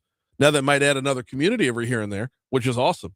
But when you have a community bank, you have a community banker. That makes all the difference in the world. You're not just some line item in Midtown Manhattan. You are valued at Landmark Bank. When you shake hands with someone, sit down, talk about where you want to be. You're borrowing? Are you investing? Are you starting your kid's first checking account? I mean, all items up and down the list. They've got you covered. Learn more about their locations at landmarkbankla.com. State Senator Caleb Klein-Peter heads up Senate and Governmental Affairs over there at the Capitol and joins us right now. Senator Klein-Peter, how are you this morning? Good morning, Brian. Doing great. And yourself? Doing very well as well. Hopefully you had a chance to recoup a little bit after Friday's marathon. Oh, today's a new day. Yeah, I watched about an hour of it online, and honestly, I'm not trying to take away from anybody's perspective or anybody's want to testify. But man, how do you not sit on, just pulling the trigger on moving to previous question? Well, this is obviously a sensitive subject, a lot of passion in the room, and I wanted to afford. Normally, I go watch House Governmental Affairs bills before they come to my committee to see how much testimony there are. And I think it's been every meeting this year that I've limited testimony to 3 minutes. This one, again, it's a sensitive subject. We had 6-minute timer. There were many, many people that I allowed to go over. So I didn't want anybody to be able to say, hey, look, we suppressed their voice. We weren't heard. At the end of, I think it was 8 or 9 hours, I kept on repeating myself. Is there anybody else that wants to come testify? So I feel like we've done our job, and we've given the public many hours of testimony. So eventually it's got to be completely exhausted and run out. But I mean, at the same time, though, did anything new come up along the way that wasn't covered? Like, was there anything in hour 7 that wasn't in hour 2? No, I mean, look, obviously, I don't know if people are confused, but the highest court in the land struck down our map, deemed it unconstitutional, and stated that you can't draw maps based on race. Over and over and over again, people kept on coming in, discussing the race situation, and I don't know what else you discuss other than geographical lines. Right. I mean, there are 8 other states, I believe, that have no Republican representation up in the Northeast. Yeah. Which is baffling, absolutely baffling. But then it becomes a question of, is this about race or is it about party? Because then, well, let's face it. Yeah, we can discuss that. Obviously, Congress is 218. You got to have in the House to have it, and that ultimately that's the goal, is to make sure that we control the House. This has nothing to do with race. There are Republicans out there that are black, white, Hispanic, that if they believe in the Republican way, then they should be able to represent us. But I mean, you look at the Lake and Riley Act. Who in their right mind would want to keep somebody here that is illegal and committing violent crimes? That's what I believe. I think all the Democrats voted to allow that. Yeah, absolutely. But let's keep it back within the scope of the Senate Governmental Affairs Committee. You got enough on your plate just dealing with what's actually on your plate. There's no reason to broaden that out to hypotheticals. So where are we on the maps right now? We had staff and members drawing maps, trying to work on things over the weekend. This is not like our legislative maps. You have to be, I think we have to be at 776,280 something between all districts. So when you move a line, it adjusts on this map. You have to get it within 50. You have the Speaker of the House that is affected. You have the Majority Leader that's affected, and it's tedious. You have to. They've been working on this for a couple weeks now, and I'm going in this morning to sit down with staff and attorneys and to see where we're at, and to sit with the Senate President and see how close we are. State Senator Caleb Klein-Peters, our guest. I don't have a better way to ask this question, so I'm just going to ask it. I'm having trouble reconciling the Voting Rights Act of 1965 with every other category that creates a congressional district, every other requirement within a district. How do you balance that to say, look, we can't make this all about race, but we can't ignore race at the same time? Well, I think Louisiana is unique. I think you have, when you start talking about if you're going to bring up race, which you're not supposed to be bringing up race, but if you were, you have 3 cities that really occupy the, I'm going to say Democrat minority region, and that's New Orleans, Baton Rouge, and the Shreveport. It was obvious that we tried to make that happen by connecting Baton Rouge to Shreveport, but it was deemed unconstitutional. It's even on the you can't. It's going to be hard to draw a 6-0 map without "quote unquote" gerrymandering a map. That's going to be held unconstitutional. We need to pass a constitutional map, is what our ultimate goal is. Like I said, I'll go in this morning and I'll see where we're at on that. Couple minutes left with State Senator Caleb Klein-Peters. Hey, I don't know if anyone's tossed this out there before, but what I'm curious about is you're not necessarily just passing a map. You're saying you're voting yes or no to certain bills. Is there a possibility that more than one map makes it out of committee to give the whole Senate a chance to look at more than one map? And then further, is it possible that more than one map makes it to the House side? Absolutely. I mean, we could pass out 2 5-1 maps. If there's a 6-0 map out there that is compact and a good 6-0 or close to a 6-0 map, we could pass 2 bills out, send it to the Senate floor. It could be amended on the Senate floor. It can go to House Governmental Affairs. It can be amended there. And then it can be amended again on the House floor. And then it could go into conference and look totally different. So there's many. I mean, I have a 4-2 map. It's the current map that's deemed unconstitutional. I had it just as a placeholder bill in case the Supreme Court did come down, which they did. Right. But Senator Morris is running his. Mine will stay parked. And but no, it can look totally different. Is there a scenario where more than one map passes the whole way and puts the onus on the governor to say yes to one and veto another? He could. Absolutely, he could. Interesting. Or if he didn't like either one of them, he could veto both of them and call us back in for a special session. Oh, no. I'm not saying I've not heard that. I'm just saying you're asking about scenarios. That is a possibility. I apologize in advance for putting that in the universe. That is my bad. For the record, I do not want to come back for a special session. I think you speak on behalf of everybody in that building when you say that. We got State Senator Caleb Klein-Peter for 2 more minutes here. I want to ask you just in general, because this is going to dominate your next 2 weeks or possibly all the way through the end of session. Do you have other legislation that the people who voted for you are relying on you on that you have to put on hold in order to attend to this? Most of my bills have already made it through the Senate process. They're over on the House side. Okay. And I can authorize the chairman or woman of that committee to carry my bills. There are a couple bills that I am probably going to have to just park just because of it was just going to be a bunch of research that I was going to have to get done on a couple of them. Yeah. And I hate to do it, but I can bring them back next year. It was the mineral rights bill. I don't think I have time to get that through the process. The bills need to really be out of committee this week to go through the final process. Yeah. No, if they're on the Senate side.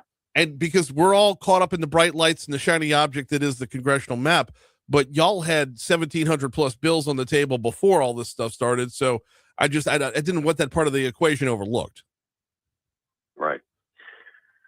Well, look, I know it was out there. I know people talked. I want to go back to that committee room. That I want to go on the record that I've spoken to 3 different news stations that verified that Senator Morris did not say, in fact, what he's been accused of saying. He's had threats for weeks now, and then that didn't help that the Democrat Party is putting that out on social media that he used derogatory terms to people. And I think WAFB and quite a few credible news stations have debunked that. So I just wanted to put that out there that Senator Morris did not say what they're saying he said. It's amazing that the raw audio, it wasn't enough to prove that, because it just, if you listen to it, you can hear it. You can hear the lack of the term that he's accused of being accused of having used. It's look, it's there. As chairman, it's my job to keep the decorum and order in the room. The two people that were behind Senator Morris' work, they were making noises, they were laughing, you can go back and watch the video. They were disruptive, and that's not what you're supposed to do in a committee room. That is almost like a court setting. People are testifying, they're presenting their cases, because ultimately it's going to be going before a court to try to deem that it's unconstitutional. No, absolutely. Close it out here with State Senator Caleb Klein-Peter before we let you go. Can you kind of map this out? Sorry for the pun. Can you kind of map this out for us, what Wednesday is going to look like? It'll be the bill will be coming out, a bill or 2 bills or 3 bills. I don't know. Will be coming out of my committee this week. It'll be going on the Senate floor this week. We'll vote on it on the Senate floor and kick it over to the House. The House should receive it Monday, read it in, send it to Chairman Boyer's committee, and it'll go through the process over there and come back to us in probably the final week. He is State Senator Caleb Klein-Peter. Appreciate you carving out a couple minutes this morning. Thank you so much. Oh, there might be a Senate map bill that comes too. I just had to leave you hanging on that one. Oh, wait, what? I do have that Senate bill map. So, okay. When you look at gerrymandered districts, that Luno district is pretty gerrymandered. So we might have to fix that, since we're talking about maps that need to be fixed. That's a whole other segment. We'll get you back on in very short order. I had to leave you that with that. No, you did that on purpose, and I love and hate it. It's so good. Caleb Klein-Peter, always appreciate it. Have a good one, Brian. You too. Quick break. We got what? We got Moon next.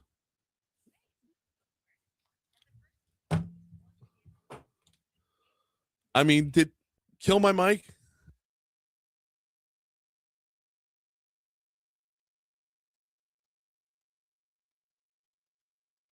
He just dropped that in my lap.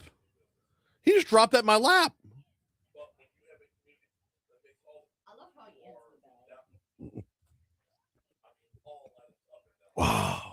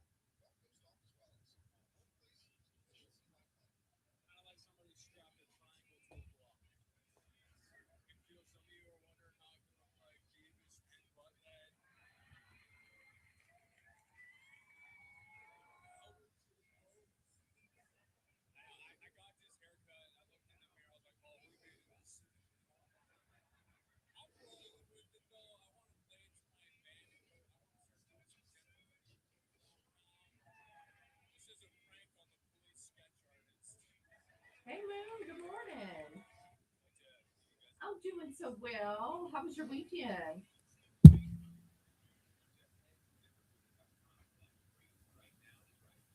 Same. I was finally able to honestly just catch up on sleep and Netflix, and it was nice for a change.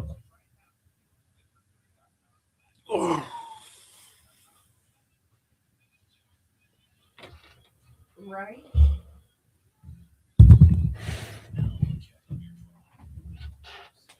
Oh, Lord, that's a good weekend.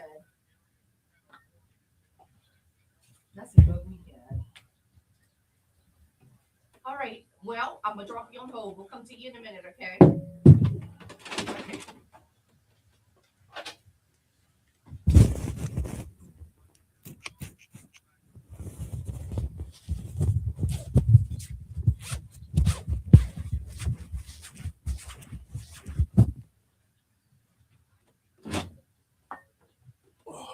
Morning.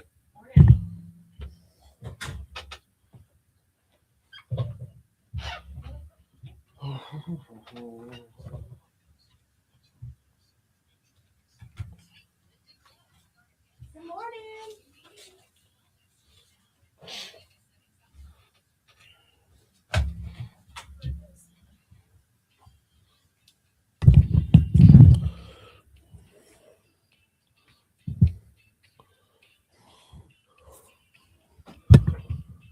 Is that a happy birthday to Sabrina Carpenter or just coincidence? It's JP's instrumental. Yeah, all right. 821 Talk 107.3 FM WBRP. Mornings with Brian Haldane rolling right along. We got the BREC Room coming up right around the corner. Before we get to Moon Griffon, let me remind you about neurojust.com. If you or someone you know and love is battling with anxiety or depression, Neurojust, neurojust.com. They specialize in transcranial magnetic stimulation. Think of it like physical therapy for the brain. If you don't like the way the meds make you feel, you don't like being on the antidepressants, you're seeing diminishing returns or side effects, give Neurojust a look. This TMS therapy is what they do, and they show results for more than an 85% response rate overall. We had was it James was his name, who was a Neurojust patient dealing with his anxiety, and it's taken him to complete new heights. You get rid of that brain fog. You're sleeping at night. You're not constantly in that fight or flight battle. Learn more at neurojust.com. All right, time for us to visit with Moon Griffon. You catch him from 9 till noon right here on Talk 107.3 FM and statewide. How are you, brother? Brian, I'm doing good. I finally had a weekend with nothing to do and all day to do it in. It's a long time coming. And good thing I did because the rain over here kept us hemmed in pretty good. Yeah, it was like that over here as well. I was up in Jackson, Mississippi for most of the weekend, but it was a wash down here. Friday, especially Friday, all day afternoon Friday, and then most of Saturday. So, well, I got to give you a funny story. It wasn't funny yesterday, but it's funny now. So I've invested into a pretty good generator.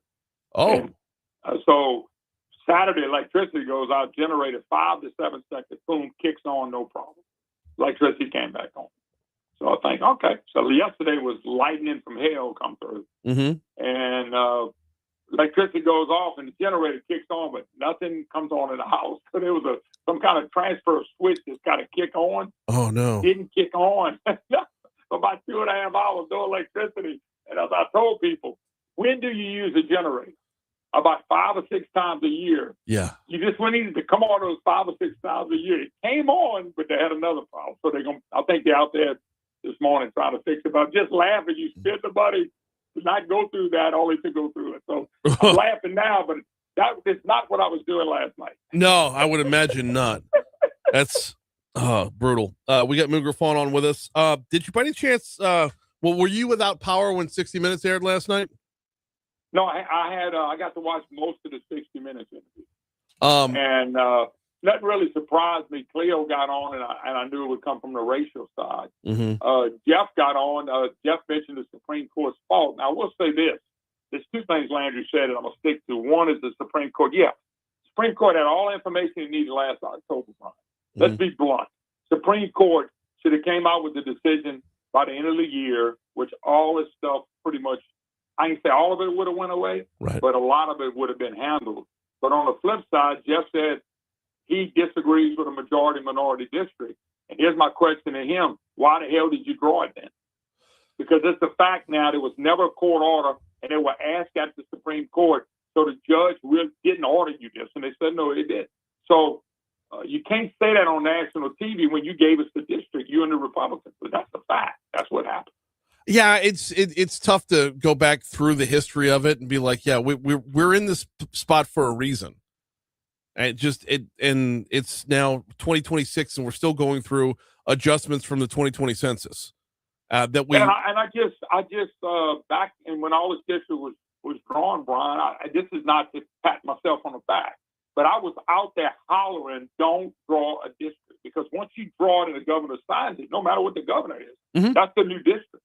So if they would have just held tight, not moved, we never went to court on a district that was drawn in 2022. Right. And we had to fight for that district, Brian. If you remember, Bill, that was vetoed, and we had to override him in the veto session. Yeah. So why didn't we fight for the district the Republicans back then fought for? And that's my frustration with the whole process. And look at all the other problems it's created now.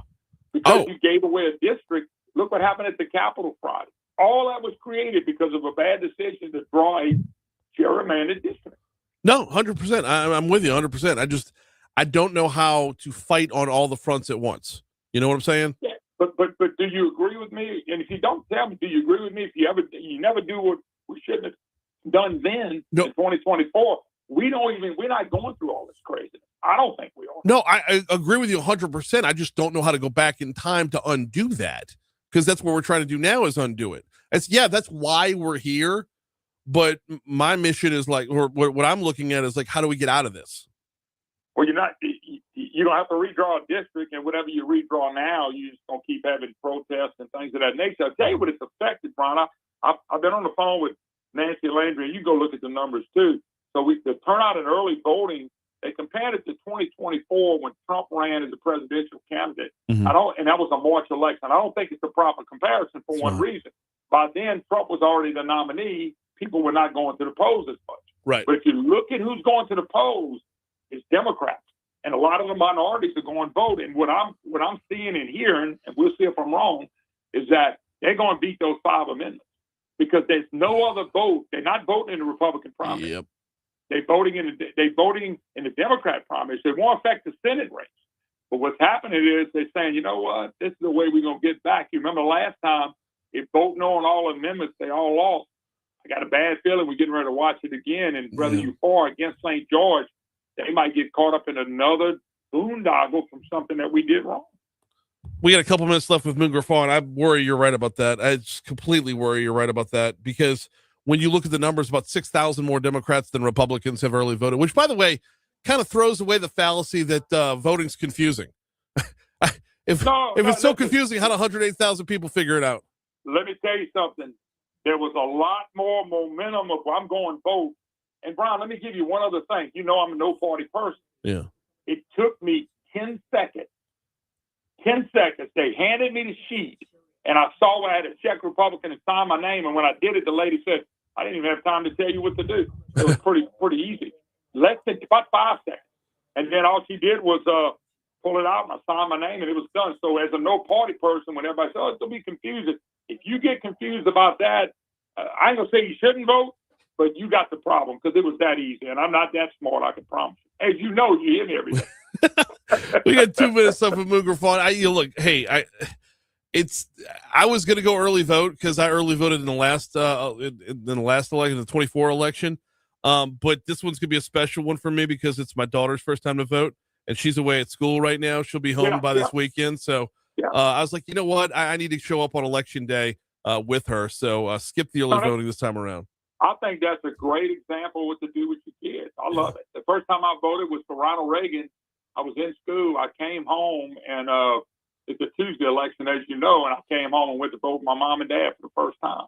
So it was a cool experience just going with your parents to vote, and I shot back up to school. So I think that's a great idea for you and your bride and your daughter. I love it, man.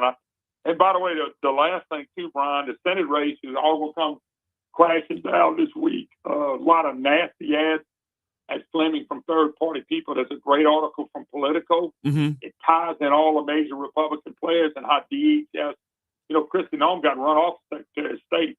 Talks about these dollars getting in Louisiana. Yeah. And this is really bad, man, if you think about it. So here's the thing I'm wondering, with all the negative ads that are out there, talk about any of the 3 candidates that are being attacked right now.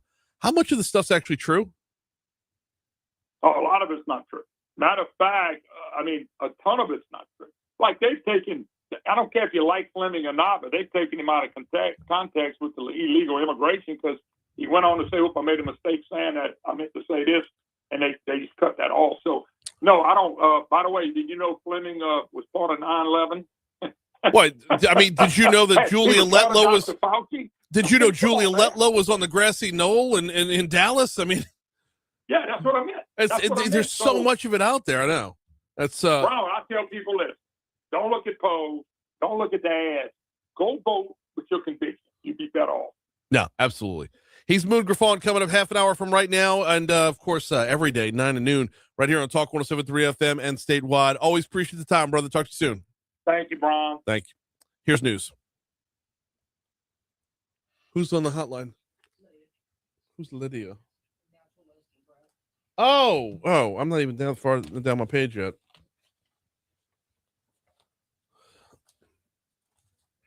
Okay. Oh.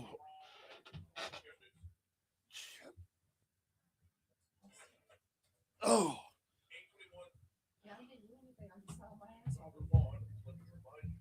I drove to Jackson and back. Stayed at a fantastic Hilton Garden Inn in downtown Jackson. You ever been to downtown Jackson? Don't. There's nothing to do. Huh? Well, it's boarded up. You want to talk about the dip? Downtown's dying. What's happening, y'all? Come on in. Hey. All right. How are you? An AAU basketball tournament for my daughter. So not fun. Yeah, Jackson's a dying city. It's been dying for a long time. It used to be busy. Like when I was growing up, Jackson was busy. Downtown is just Downtowns are having trouble. And well, it's the inner city factor. Yeah. A lot of it is. And, so I got 1 and 2 correct, and number 3 I bombed. I went with D. What are you talking about? Oh, the civics quiz. It was hard. Well, but you heard me. I said it's either going to be A or A D. or D. Yeah, and I went with D. You went with A. You got it right. And I got it wrong. None of them. If we weren't at war with Iran right now. So.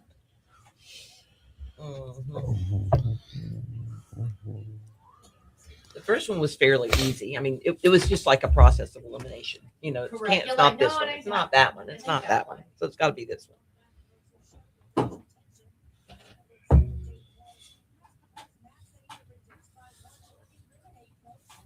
So is Lydia already called in? Yeah, that's her on the hotline right there.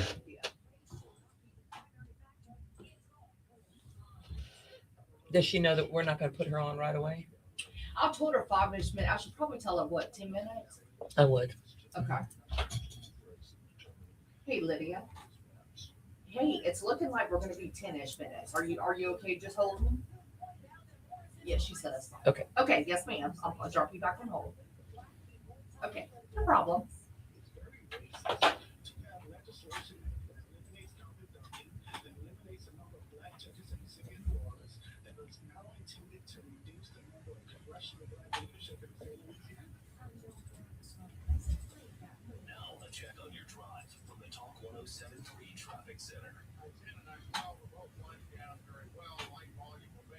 So it's always nice to, like when you go on the road, to bring home a couple of wins. And Abby's team went 3-1, but it was like a showcase. It wasn't a tournament. So where did they play?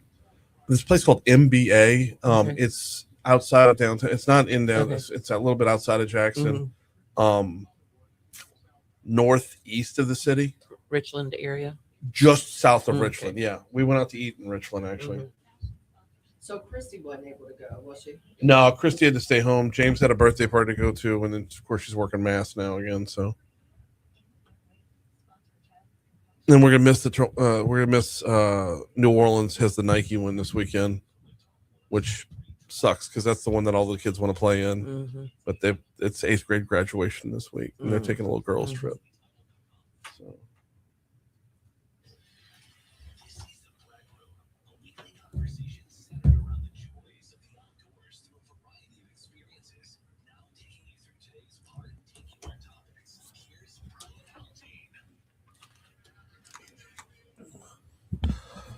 We do it about this time every Monday, handing off to the folks from BREC to get updates on everything going on. We've got Janet Simmons. We've got Maurice Velasquez in the house. What's happening, y'all? How's it How going? are you Good doing? morning. Surviving the weather, staying dry. Yeah. Trying to stay dry. Trying Yeah.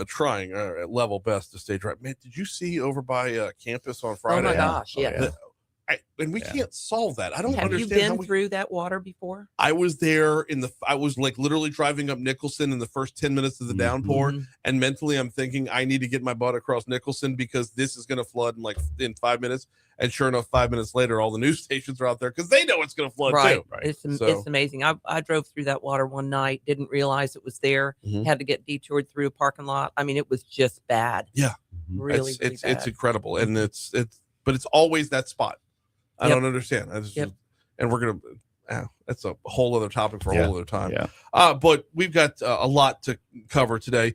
A little bit later on, we're going to talk with Lydia Nichols-Russell, a naturalist with BREC, and some restoration work that's going on. But I want to start off, though, with where we're at in the superintendent search, because last week was interview week. It was, and it was a jam-packed week. Okay. Oh, my gosh. They arrived on Monday.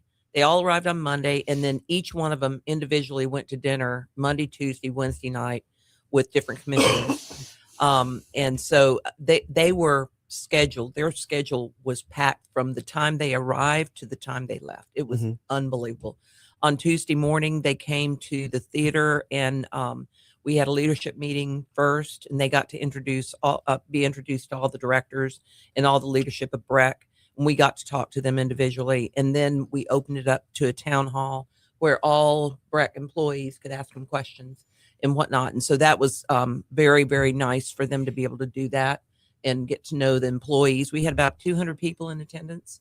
Yeah, at the and town then hall. afterwards, we did a survey for everyone, all the employees, but all those that attended as well as those that didn't, to give us additional feedback, to kind of give us their vote. So it was we had over 400 employees give us their feedback. Do you mind if I ask whose call was that? Because that's not the usual call. I mean, that's to get the feedback from bottom to top. Actually, some of the commissioners recommended Really? that we do that. Yeah. And evidently they did that last time. Yeah. Really? Yeah. Okay. So, it was very yeah, well this is received. kind of a Everyone participated. tradition. It sounds like a Maurice move. It really Well, does. no, it just Yeah, he wants to take credit for it. You know, I did. No, I didn't say I anything. said that. He You said didn't that. say that. I Yeah. said that. I know You that. got but my this- text though. I it's said a you make sure going- you it's a rolling joke with It's us. a rolling It's a rolling joke. Anyway, but then after the town hall, we left and went on a tour of parks. And so we started north at Howell Park. We wanted to show them the good parks, and we wanted to show them the not so good Yeah, we parks. showed them everything. And so there's some parks that are from Howell down that really need some work. Okay. And so we showed them those. And then we went on down to Highland. We got to go to Far. We went to Liberty Lagoon and got got out at Liberty Lagoon. They got to see the work that we're doing there, which is great. Everything is on par to start opening on Memorial Day weekend for Liberty Lagoon. And then we went on down to Highland, down to Burbank, down to Far Park, and then back up through City Park, Webb, and then all the way to the zoo. And then we stopped at the zoo and had a reception at the zoo. Okay. And so that was at 4. Well, we did a tour of the zoo, and they got to feed the giraffes, which was great. And then they had some just different people that were invited to come to a reception at the zoo and talk to just people in the community. And so then they finished out with another dinner that night, again, full day. And then the next morning on Wednesday, they had back-to-back interviews with a group of community leaders within Baton Rouge. And then they did the same thing at lunch with some more community leaders within Baton Rouge. Wow. I mean, they were packed. And then dinner again Wednesday night, and then full-blown interviews on Thursday with the commission. And then, so coming up next is that, was it May 13th? The commission is going to host a special meeting to evaluate the candidates further. Correct. Is this more with the candidates, or is this about the candidates? It's about the candidates. Okay. So let's take a quick second just to kind of run down who we're talking about here. For those that have missed out on it, Brooks Williams is currently serving as the city manager and CEO for the city of Ferris, Texas. Within his bio, he says that is an accomplished executive leader bringing expertise in municipal government strategic planning, operational excellence, and organizational transformation with a strong focus on fiscal stewardship and building high-performing organizations. Next up is this last name pronounced Mater? Mater. Chris Mater, CEO of Brackenridge Park Conservancy in San Antonio, Texas. Previously held senior leadership roles with New Orleans City Park and Tulane University. Nearly 30 years of experience specializing in park operations, capital projects, revenue generation, and community-focused recreational leadership. Then finally, we've got Daniel Betts, serving as the executive director of recreation for the Cincinnati Recreation Commission, leading efforts in operational excellence, strategic modernization, and local and community impact. His broad municipal leadership experience includes work in Chicago, Denver, and Cook County, with strengths in public engagement, youth programming, and organizational development. Now, I want to rewind the conversation back to last week, where the one of the focuses was going to be on the business end. I feel like y'all found 3 who have that municipal end, that park end, or that, the working within the government end as well. Was that all just serendipitous, or was that kind of a rerouting of what we were looking for? No, I don't think so. I think that what they brought to the table, these 3 candidates, all 3 of them bring their own level of expertise. Right. And it's unbelievable how close they are in qualifications. Yeah. So we really have a great opportunity here to bring in the best of the best. And so I think there hasn't been a shift of focus. Okay. But it just happened to land that way. Yeah, quite, as a matter of fact, most of the questions, at least the ones that you and I were in together, surrounded around organizational alignment, leadership, business structure, accountability, how to do fewer with more with less, fewer with fewer. Just the different models and schools of thought that they all brought to the table, and how to structure an organization, how to get it from quagmire to more standardized, everybody get on the same page. So we talked about enormously about all that. So we looked for that, because we weren't just looking for their pedigree as far as their education or their parks experience, but primarily organizational alignment. You tuned into the BREC Room as part of Mornings with Brian Haldane. We do this every single Monday, as we got Janet Simmons and Maurice Velasquez in from BREC.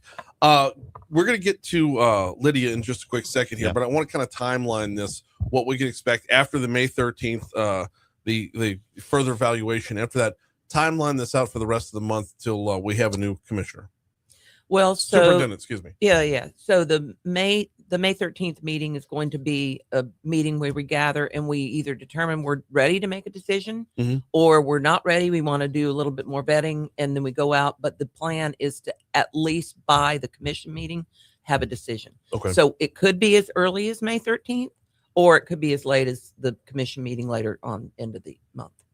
Okay. And so to give you that idea. The hope is to have someone in place by the end of the month. To have it announced. Okay. Yeah, right. Not in place, because we still have, it'll probably be another couple months before they come in. Okay. So just to give you kind of a timeline. So we're looking at July. mid-July. Yeah. Mid-July to start date. All right. We're going to pivot real quick. Welcome into the show.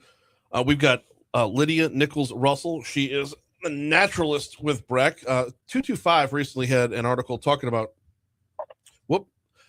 the headline, Rooted in Restoration, BREC's work to revive local habitats. Lydia, welcome to Talk 107.3. How are you? Great. So happy to be here. Now, glad to have you on here. Now, the article goes on to talk about, restoring a number of natural habitats, say, after the drought, and making sure plants are native to where they are, and all the work that goes into that. Walk the listener through a little recap of the article and what your where your expertise is. Yeah, so the article is sort of designed to cover everything that we do at Natural Resource Management. Mm-hmm. In our division, we're responsible for maintaining all of the hiking trails. We have 11 hiking trails in the BREC system. We also do a lot in terms of invasive species control and making sure that we're maintaining our native biodiversity for wildlife and for the public. Mm-hmm. We do a lot of plantings. We manage all of the BREC fishing ponds. We have about 10 fishing ponds. And we run a conservation-focused volunteer program called the Green Force that help us by contributing last year over 2,000 hours towards maintaining these spaces for hikers and for wildlife.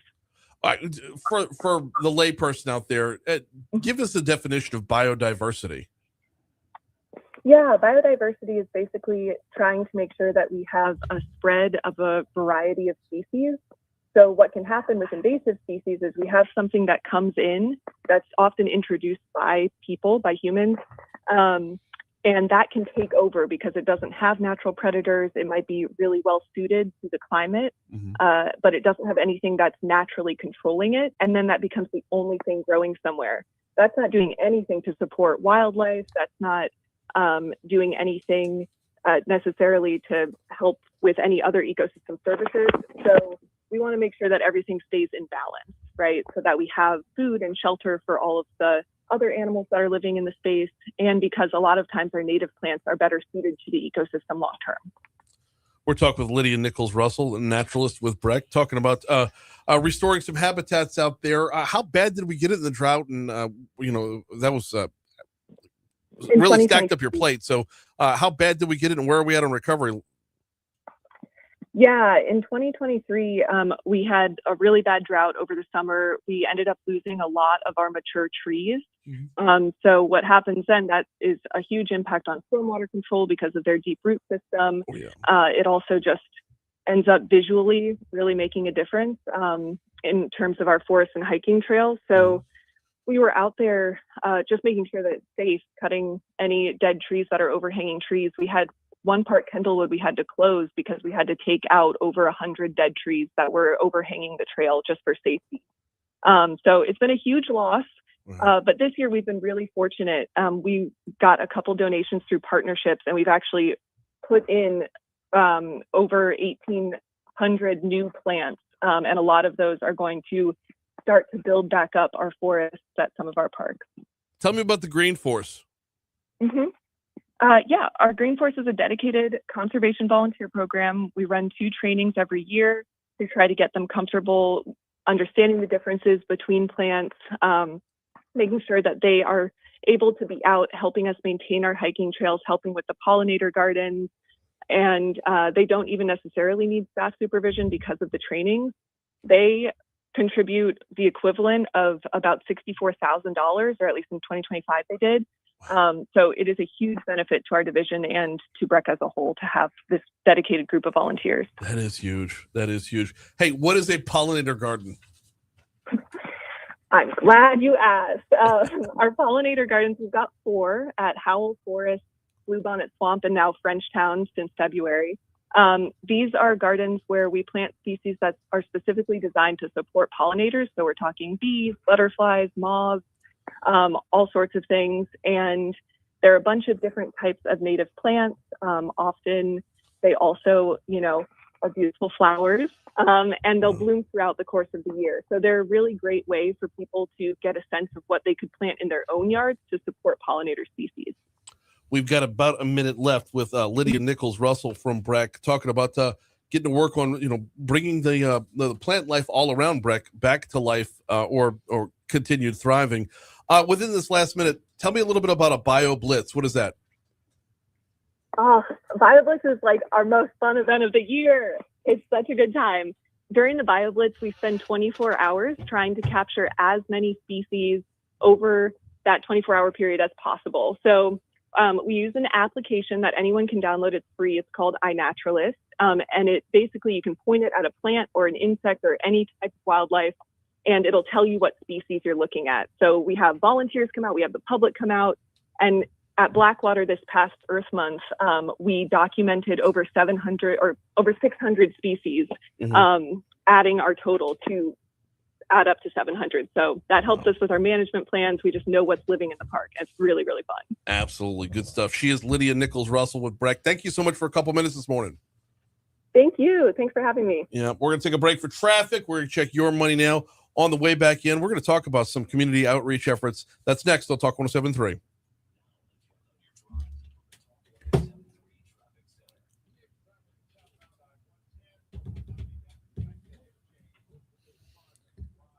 The first item is trail, not train. Coming up, the first item. Oh, important note. Yeah, Janet was asking me when do we buy the train?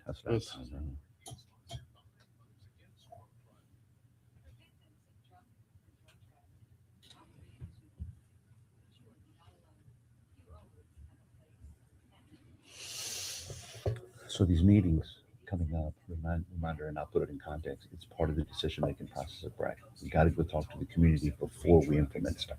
And that's why it's so important for people to come out, to participate, and so it's good for us to publish them and for folks to attend. Yeah.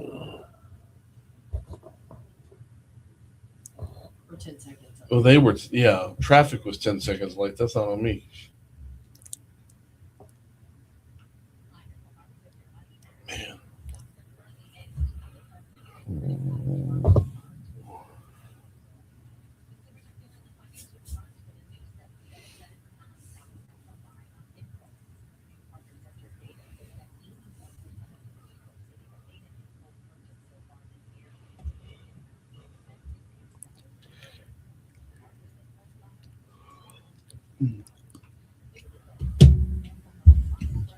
So it's a lot of time on I-55. When? Saturday and yesterday. Really? With my daughter's basketball tournament. Okay, yeah. Just Did driving. y'all stay in Jackson? We stayed in Jackson Saturday night, but drove up Saturday morning, Mm-hmm. played games at 1:30 and 4, and then checked in the hotel, and then played games at 8 and 11 on Sunday morning and drove back. It's oh yeah, I was just here. Is that the one you were talking about? Yeah. The downtown is just destroyed. It's just it's all boarded up. A lot of I'm not gonna say a lot of people in the street, but enough people in the street to where you could tell the same drug and mental health problems are there as they are here. Yeah. But we seem to have been coming out of it. They did. Yeah, they haven't. Right. Well, someone's got to do something about it here. So. Right.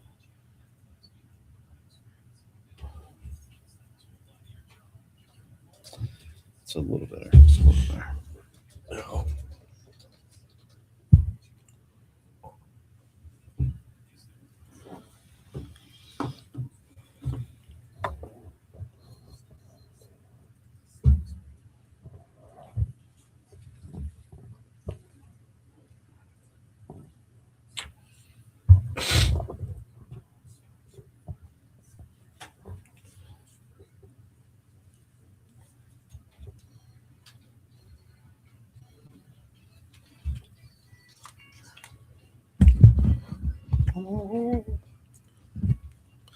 $8:52. Talk 107.3 FM, WBRP. Mornings with Brian Haldane. Rolling right along. One segment to go here. The BREC Room rolling right along as we dive in every Monday. Man, thanks again for a great couple minutes from Lydia there. But we're pivoting back over. We got Janet. We got Maurice for just a little while longer. Y'all got a lot of community outreach coming in the very near future. Now, Maurice, you were talking to me during the break about the importance and the why. behind the outreach? Yes, this is part of the decision-making process at BREC. We have a lot of stakeholders, the commissioners, the mayors, the planning commissions in each one of the cities, the unincorporated areas, the stakeholders in those particular areas, and then the community at large. Okay, so as we're making changes within each area, it's really critical for us to go and meet with all of them. When we skip any of them, we get ourselves into trouble. Okay? Sure. And so keeping everybody and keeping that organized has got to be our focus, and that has been our focus. Okay, and so the community meetings is that part that we either catch them in the front or catch them in the end. But before we make decisions, we have to go meet with the community and get their feedback. Well, and how much of this is you can lead a horse to water, but you can't make it drink? Like how you could schedule meetings all day, but like if someone misses out on the meetings and then they're going to come yeah, back we anyway. just have to, as an organization, we can't just check boxes and say, well, we met, nobody showed up. No, we really have to show a sincere, genuine effort to get the crowd out.